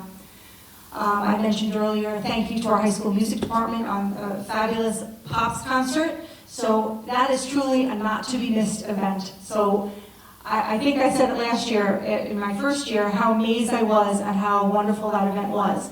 So I'm at work all day, and then I come to the concert, and it truly is something that is relaxing, enjoyable, true entertainment. So next year, when you hear us mention about the Pops concert or you see it in the calendar, I really encourage you to go. It's a fabulous night. And I think it was live streamed and it's probably recorded somewhere. Mr. Kuzmilski is giving me a thumbs up on that. So we'll get that out in the public so you can all see that. And thank you to the Mahopac Friends of Music for their support, and they provided refreshments at the end of the evening. And we had Bandorama earlier this month where our students in grades 4 through 12, they come together. It shows the true progression of our music program. Back in February, we had the same with our chorus, district-wide chorus concert. And we're truly fortunate to have such an outstanding music program. So thank you to all of our student musicians and to our fabulous music educators. I also would like to thank the more than 1,400 community members who completed the budget input survey. And there is a link to those results in the newsletter that was released yesterday. And it's also on the website on the budget page at the top of the website. And upcoming on March 21st and 26th, we have elementary half days due to parent-teacher conferences. And on March 29th and the following week, the week of April 1st, is spring recess. And the day that the students return on April 8th, we will be experiencing a solar eclipse. So we are going to be providing safety glasses, and the teachers will be having conversations about the need to be careful as they leave the school during the eclipse. And also it's an opportunity for the students to learn a lot about what an eclipse is. So there will be a letter going home to parents before the break, and then a reminder at the end of the break, just so that you can have those conversations as well with your children so that they don't look up during the eclipse. President Sabino. Okay, let's see if I can get both of these working. Okay. So we're going to transition over to committee reports. We're going to start with facilities. Trustee Fafaro, please. Good evening. Facilities met on the 5th of March at 6 p.m. The meeting lasted for about an hour and 15 minutes. Attending were Alyssa Murray, Ms. Tona, and Mr. Walsh from facilities. Myself was there along with Ben and Adam. We had 3 trustees there. We covered a few things. Most importantly, we did have a presentation for some energy savings from a company called Synergistic. It's a 5-year plan, a little different than we have in the past. In the past, we've changed lights and that kind of stuff to save energy. This is more about conditioning users to save energy. So it seems like a pretty cool little thing. And over a 5-year period, I guess we could save about $500,000 and hopefully, teach people kind of how to conserve energy, which is really kind of a pretty nifty little program. We got an update about some of the improvements we're going to try and do here in the high school auditorium as far as sounds and light go. We did talk a little bit about the leases at the pre-K at the fall school.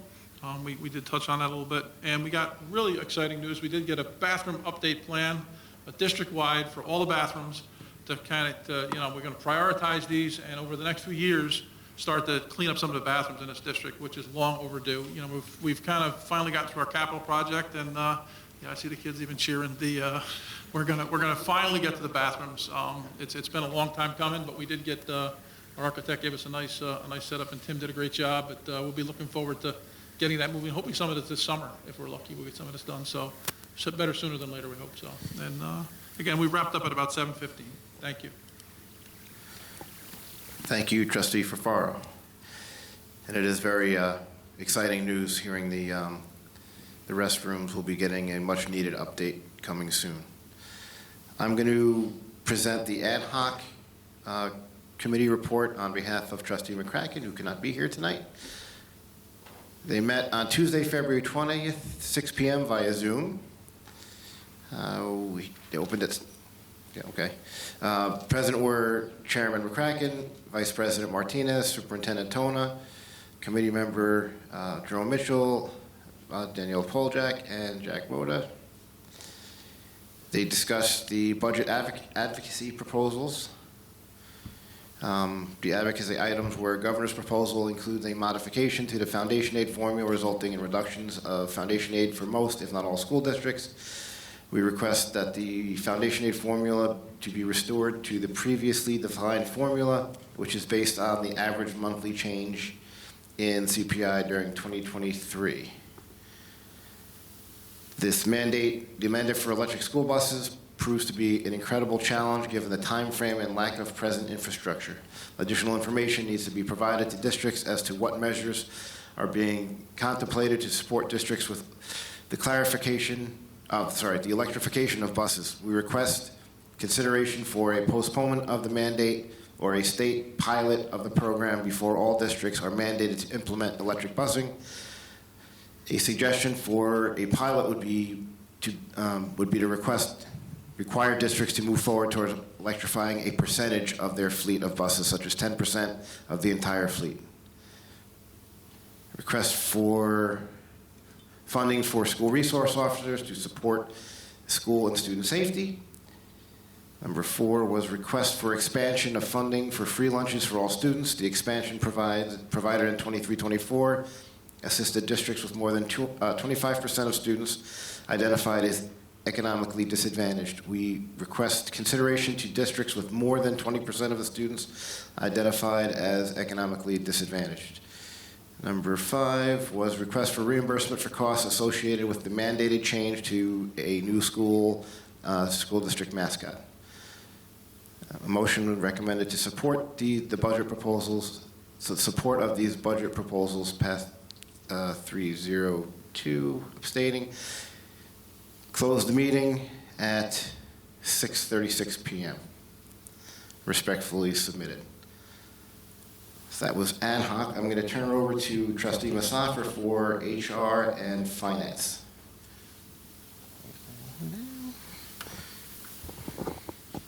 Good evening again. The HR committee met on March 14th, and in attendance was Superintendent Christine Tona, Assistant Superintendent of HR Jennifer Pantillo. Trustees were myself, Jonathan Schneider, Ben DeLullo, and Board President Adam Sabino. The items we discussed are on this evening's consent agenda, and obviously we cannot go over in great detail. On to finance. The Finance Committee met on March 5th, and presence was myself, Chair of Finance, President Adam Sabino, Trustee Ben DeLullo, Superintendent Christine Tona, and Assistant Superintendent of Business Alyssa Murray, and Ben August observing the committee discussions. At the meeting, we reviewed the financial reports of the month, the Treasurer's report, the warrants, and the appropriations and revenue report.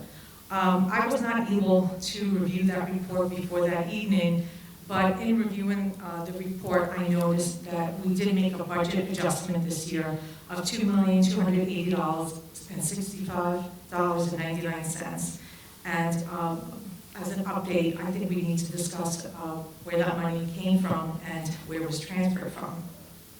Another thing that we discussed was the budget transfers report and the claim auditors report. Then we went on to BOCES coasters, and I'm so glad that we had a presentation this evening about BOCES. But in the finance committee, we do look at where we spend our monies.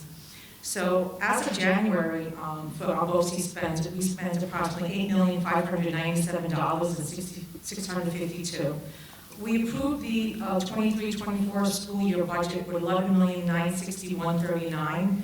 And right now, it looks like we're adjusting the budget to about $12,551,015. So it looks like we're increasing our budget possibly to $590,876. This committee is dedicated to looking at these numbers to make sure that we stay in line, and if costs increase, to make sure that they're for much needed items for our students. We also reviewed a long-range financial plan. This is something that we feel as a district is important to make sure that we don't have financial cliffs in the future. Our Assistant Superintendent of Finance updated that this is still being put together and we will be provided an update. We also briefly talked about universal pre-K, that where it was being awarded to.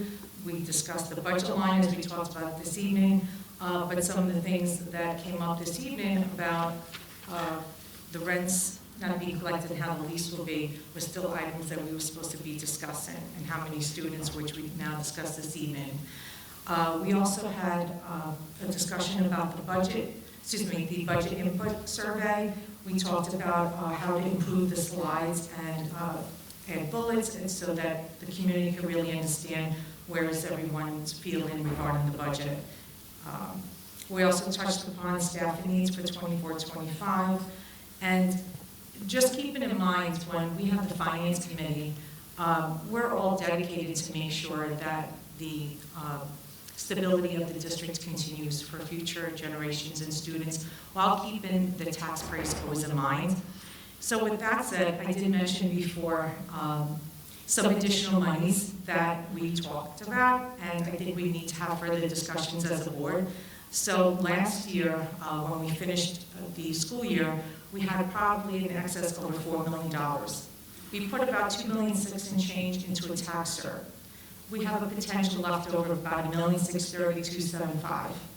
Then with the state aid increase, it was over $2,536,837.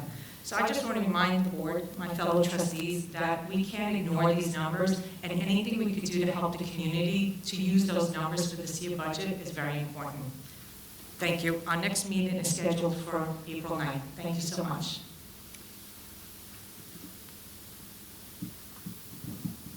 Okay, thank you everyone thank you for your committee reports. We're going to move on to some donations. We're going to start with donation from Mayapack High School Yearbook. Over to Trustee DeLulo. Okay, so the Board of Education hereby accepts a donation on behalf of the Mayapack High School Yearbook Club in the amount of $1,100 to the class of 2025 students in need to attend the junior prom. Also, $2,200 to the class of 2024 students in need to attend senior events. $1,369 to the high school unified basketball team to purchase 22 uniforms from BSN Sports. So we want to thank the Mayapack High School Yearbook Club for their donation. Thank you. Oh, can I get a motion to accept the donation, please? Second. All in favor? Oh, sorry, Adam. All in favor? Aye. Discussion? Okay, we're going to move on. Sorry about that. We're going to move on to a donation from the 917 Society. Trustee Martinez. The Board of Education hereby accepts a donation on behalf of the Mayapack Central School District from the 917 Society for 500 U.S. pocket constitutions with a value of $200 to be provided to Mayapack 8th grade students at the Mayapack Middle School to commemorate September 17th Constitution Day. Can I get a motion to approve? Okay, Second. Second. All in favor? Aye. Thank you. Thank you very much. We'll do donations from Acme Markets Foundation and Gen Youth. I'm going to turn that over to Trustee Fafaro. The Board of Education hereby accepts $1,300 in gift cards from the Acme Markets Foundation and the Gen Youth through the through the Nourishing Neighbors program to be distributed to the schools within the Mahopac Central School District. I offer the motion as read. Second? Second. Second. Sorry. All in favor? Aye. And I think the last one is going to be donation by the Community Foundation of the Hudson Valley. Trustee Longy, please. Thank you, President Savino. Resolved upon recommendation of the Superintendent of Schools, the Board of Education hereby accepts a grant of $2,000 from the community foundations of the Hudson Valley to support art, technology, and puppets bring history to life at Austin Road Elementary School through the Fund for Excellence in Education Fund. I offer this as read. Motion to accept. Can I get a second? Second. All in favor? Aye. Okay, moving on to new business. We have a bunch of them here. So, can I get a motion upon the recommendation of the Ad Hoc Committee on Advocacy, the Mahopac Central School District Board of Education hereby accepts the memorandum in support of the New York State legislative policies and authorizes the district clerk to place on ad hoc committee on the advocacy webpage. Can I get a motion? Second? Second. Discussion? All in favor? Aye. Number 2. And this will be a motion to accept the budget letter. With the same preface. Can I get a motion to accept the budget letter from the ad hoc committee? Second? Second. All in favor? Aye. And then number 3. A motion to accept the resident budget phone script. Second? Second. Discussion? All in favor? Aye. And letter D, we have the resident letter to Assemblyman Slater and resident budget letter to Senator Harcum. Can I get a motion to accept? Second? Second. Discussion? All in favor? Aye. Okay. Did I miss one? I think I got it all right. Okay. Could I get a motion to approve tonight's consent agenda? Second? For? Which one? Which one? Why? Why?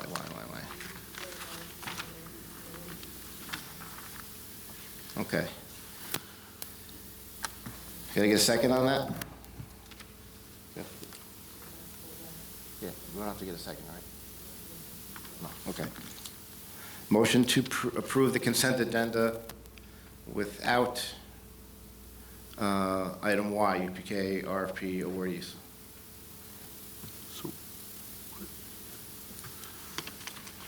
So are we going to do a roll F? We're going to do a roll for Roll this? call for Y only. Separate? Yeah. Okay. So, so moved. Second? All in favor? Aye. Aye. So then moving to Y. Okay, so item Y is, upon recommendation of Superintendent of Schools, the Mahopac Central School District Board of Education hereby award the following vendors the contract for universal pre-kindergarten for the 24-25 school year pursuant to the terms and conditions of the underlying request for proposal submitted and awarded. We have to get it. Motion to accept? Second? Second. Discussion? I have a question. So before I want to make sure, what is the deadline? So in order for it to be implemented, I just want to make sure if we do not approve it tonight, and if we push it to next month, is there any ramifications for it? I think the ramifications would be for the providers and for the parents to know where they're sending their children for September for pre-K. It was a short turnaround for once, if it was approved tonight, tomorrow the information would go out, and it was due first week of April. And then April 5th it was due, and then April 8th was the lottery, I believe. April 8th, Alyssa? Yeah. So that's the board's prerogative. It will impact the families that need to know where their children are going for September.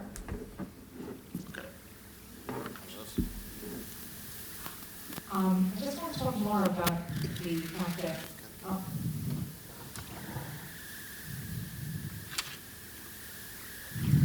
what I started saying is I just wanted to have more of a discussion, the fact that these 3 providers will not be charged any rent, and the others that occupy that space will be charged rent? It wouldn't be any different. The pre-Ks that will still be in there, and one may also be charging, doing UPK as well as regular pre-K in their classrooms. I'm not sure of the breakdown, I'd have to find out. So that provider would be prorated based on the number of students that are not in UPK. They would be charged rent based on the students that are non-UPK. So the UPK funds are coming from district state aid. So those providers are taking less than they would typically take because they're providing free universal pre-K to the children of our residents. So I wasn't aware of that till this evening. I looked to my fellow board members. Was everyone aware of that? Everyone was aware? Yes. We were informed at which meeting? Finance.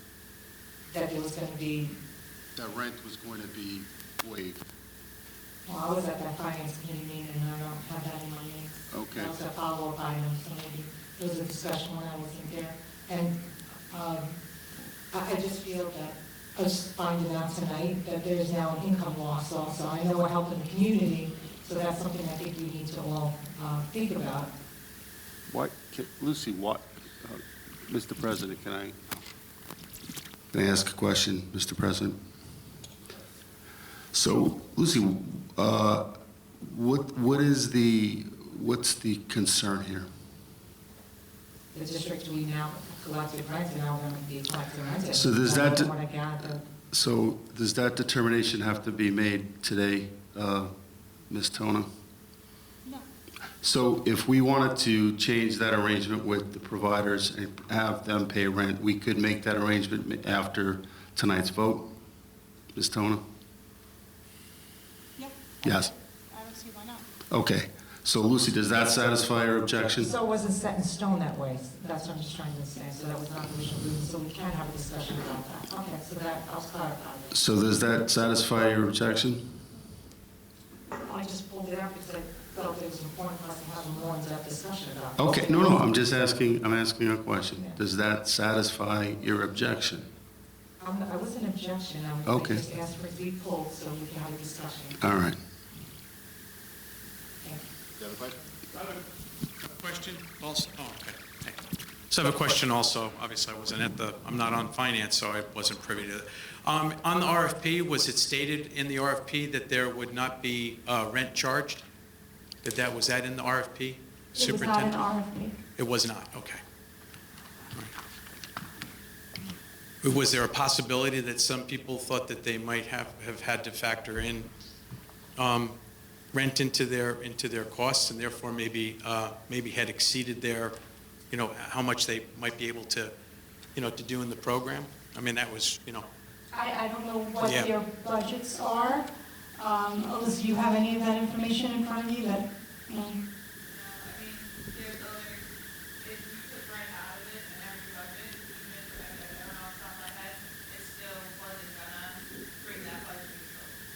it's still budget neutral. It wasn't budget neutral. The people that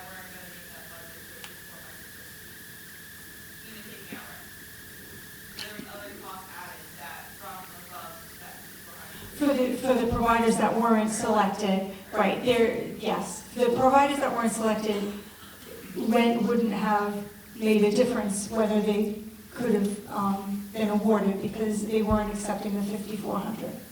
So what the providers need beyond the 5,400 that we're providing them, they may be making it up on their own. One of the providers may still be, I don't know if they're having a combination of UPK only students or if it's a combination of UPK with full tuition students. So, that's a good point. So the folks that were awarded, so is there a possibility that in a class at the fall school, could you have a class makeup of 20 kids that are enrolled in the pre-K program and maybe another 20 kids that are not? So, Correct. So you could have those You two. can have one classroom One that's classroom could be UPK mixed. and one not, sure. So that would depend on the providers and how many classrooms they were awarded. Two of the providers were strictly UPK. So the third provider is an existing pre-K provider, and they were able to provide some seats to us at the $5,400. And again, we're hopeful that the state will increase that $5,400 per student amount. There's a lot of advocacy. It was on both one house budgets, the Senate budget and the Assembly budget for New York State was the push to increase the per student UPK number. But what will happen, we would put out a new RFP for next year if that were to happen, because there are more providers in the community that might be eligible. We still have $1 million this year, a little bit more than $1 million in state aid designated for universal pre-K. If the seat amount goes up, the number of seats that we can offer goes down. So unless the state gives us more state aid in that line. Yeah, understood. I guess my point with the mixed bag is that now we're not charging rent. So those providers could actually, if they're not paying rent now, because you're going to have a mixed bag, right? You'll have some kids that'll be in the program, some kids that aren't eligible for the program, but they'll all be there. But now the provider's not paying any rent because that provider would pay partial rent based on the number of students that are full price. Okay. Right, prorate, right, understood that. I'm just not sure if that was articulated in the RFP. I think some people interpreted it the wrong way, and it should have been, I think it should have been a little clearer on the RFP. That's just that's my point. And our attorneys reviewed the RFP as well, and there's lots of ways to interpret that RFP. But also, all of the providers were told that if they had questions or wanted to have conversation, they could reach out to us. And some of the applicants did reach out, and Alyssa spoke to them to talk about the RFP. RFP was new to us too for pre-K, so it was definitely something. Certainly understand. That's why I'm saying. I mean, is it a big rush to get this thing in? Because to be honest with you, if I'm a provider and I knew that there would be that there was rent or the possibility of not rent, I might have sharpened my pencil a little bit more. That's just me. The rent amount is definitely not enough for them to sway that 5,400. It wasn't.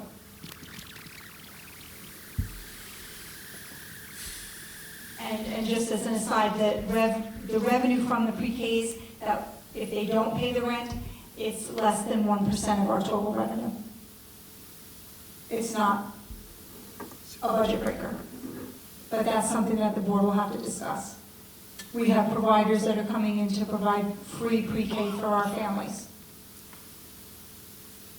Any more questions down there?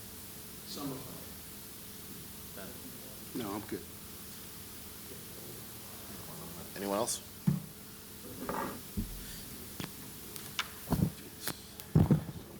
So now we'll do a roll call vote. Trustee Mongan?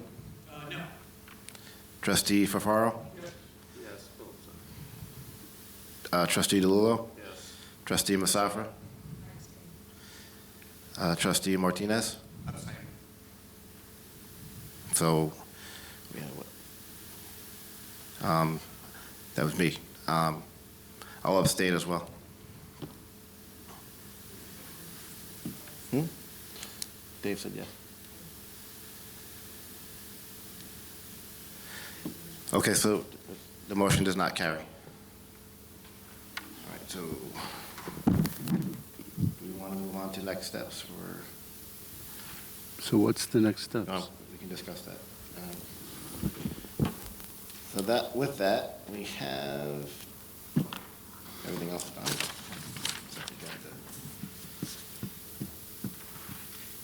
It's time for public comment.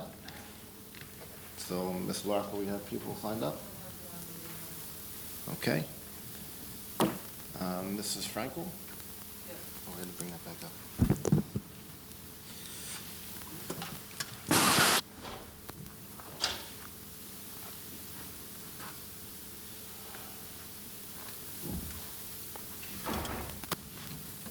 Hello again. Thank you for letting me speak again. This, I wanted to talk about budget overall. Enrollment declines continue to rise from 2012 to 2025, projected declines almost 23%. Increases in spending are 15% during the same period, to spread of 38% different ways. How is this justified? I also wanted to question, I know Trustee Masafra mentioned this about the student increase. I thought it was really odd to have a 150 student increase. It's a 4% increase over estimate, and it goes throughout most of the grades. And I'm just wondering where all these students suddenly came from. 21 are unclassified. I don't know if those are special needs children. I'm not sure what that means, that unclassified category. So do you analyze your enrollment to see what the error might have been, where these students came from?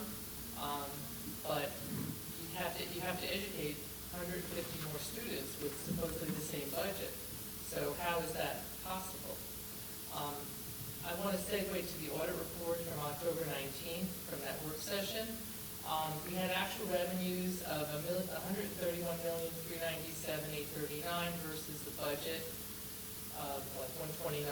Now they insinuated, the auditors, that it's mostly interest income, but I know we've also mentioned here there was increase of state aid, so I'm a little confused. So I guess there is an analysis that's done on the investments, on how we got higher rates, and then, or if it's just state aid. And then regarding costs, the actual costs were 125,486,779 versus 131,960,726. So that's a big difference, 6,000,005 almost. Some of it was offset by encumbrances. It's still about a $6 million number, which is really big. So my question is, if we budgeted on the assumptions that we had in 22-23, carry that to 23-24, are we going to have a similar overage in the 23-24 numbers? And are we now budgeting 24-25 with incorrect assumptions? Or, what had to be done to accommodate the 150 students? So I don't know if some of this falls into that, all this extra money that's been budgeted around. Some of the money went to the tax certiorari, and I'm hoping that we do some analysis of the tax certiorari, because now we're at like over $10 million in tax certiorari. And I do know from the New York State guidelines that any resources deposited to the reserve which are not expended for tax certiorari proceedings in the year such monies are deposited must be returned to the general fund on or before the first day of the fourth fiscal year after the deposit. So I haven't seen anything returned, so I don't know what the case is. So that's it. I just want us to be careful and do our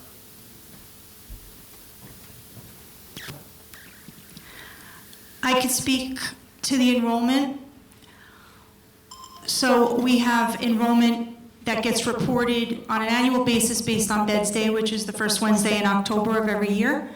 I do keep a monthly comparison of enrollment, and I have the last day of school of 2023. So from the last day of school till the last day of February, Austin Road went down 2, Fulmer Road went up 12, Lakeview went up 39, middle school went down 20, high school went up 18. So we ended the school year in June of 2023 at 3,876 students, and that brought us to 3,923 in February. But the number that was in the budget presentation a year ago was probably December of 22 numbers. So without my having that in front of me right now, enrollment fluctuates. We have students that come in and out of buildings. Kids move out, kids move in. Kindergarten is a spike this year, and we're anticipating less kindergartners for September. But again, we don't know for certain. It's based on live birth rate, but if people move into the district and weren't born in the region, then we don't necessarily have an accurate number. Regarding the tax certiorari reserve, the board has been putting monies in the tax certiorari reserve for several years due to a pending litigation regarding our reservoirs. So people have heard us talk about reservoirs over the almost 2 years that I've been here, so this has been something that we're looking at.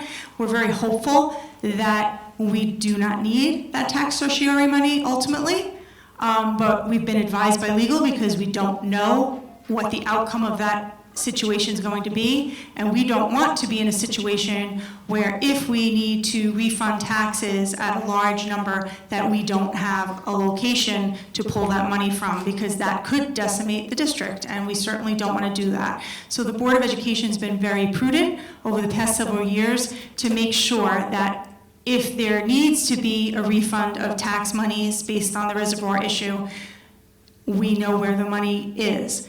Should we don't need that money, there will be conversations with the Board of Education to determine where the money will go. I don't anticipate that we will have a final answer for the end of this school year based on conversations with legal.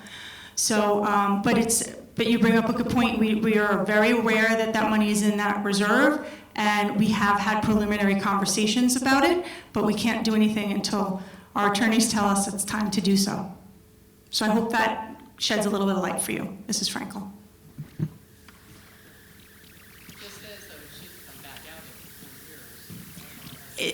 Unless there's a pending legal situation. So that's the situation that we're in. Okay, anyone else? Okay, so I'm going to thank you everyone for attending or tuning in. I'm going to ask for a motion to go into executive session to discuss contract negotiations. Second? Second. All in favor? Aye. Thank you, everyone. Have a good night.